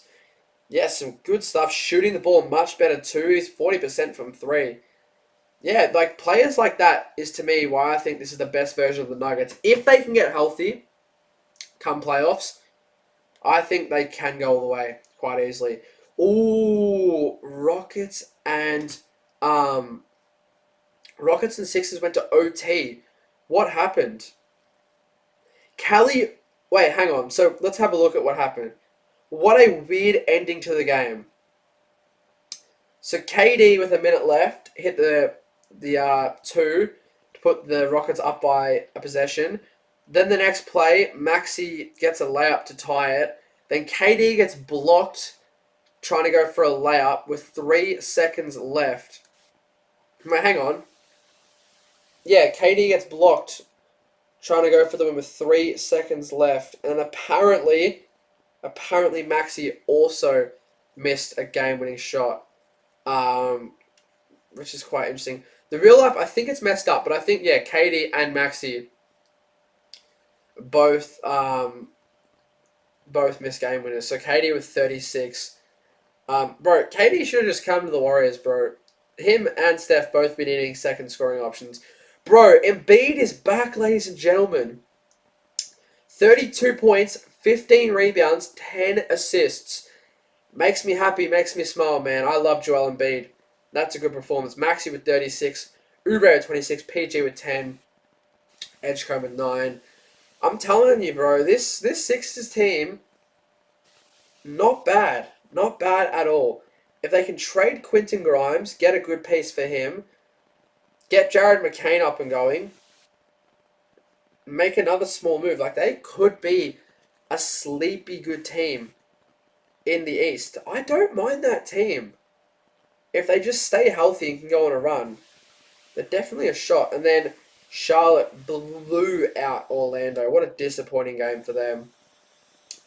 Lakers Clippers is underway. Same with Heat Blazers. Spurs are beating the Jazz at halftime. And the Wolves and Bulls are currently in a good game. Ant with only 20 points. Actually, Julius Randle with 30. And then for Chicago, Josh Giddey with 21. So, yeah, that'll just about do it. Very long stream. I hope you all did enjoy. Look, obviously, not the best game. Obviously, yeah, things are a bit rough at the moment with the whole Jimmy Butler injury and so much uncertainty and so much questions. And obviously, as well, yeah, I'm not going to lie, I'm a little bit flat too, you know. Yeah, I've been doing content flat out for this, season so far. And, I was hoping that it would be a good season, but we'll see. We'll try and remain optimistic. Hopefully the month of February is a good one, but I hope you all did enjoy this stream. For everyone who tuned in, start to finish, thank you very much. Warriors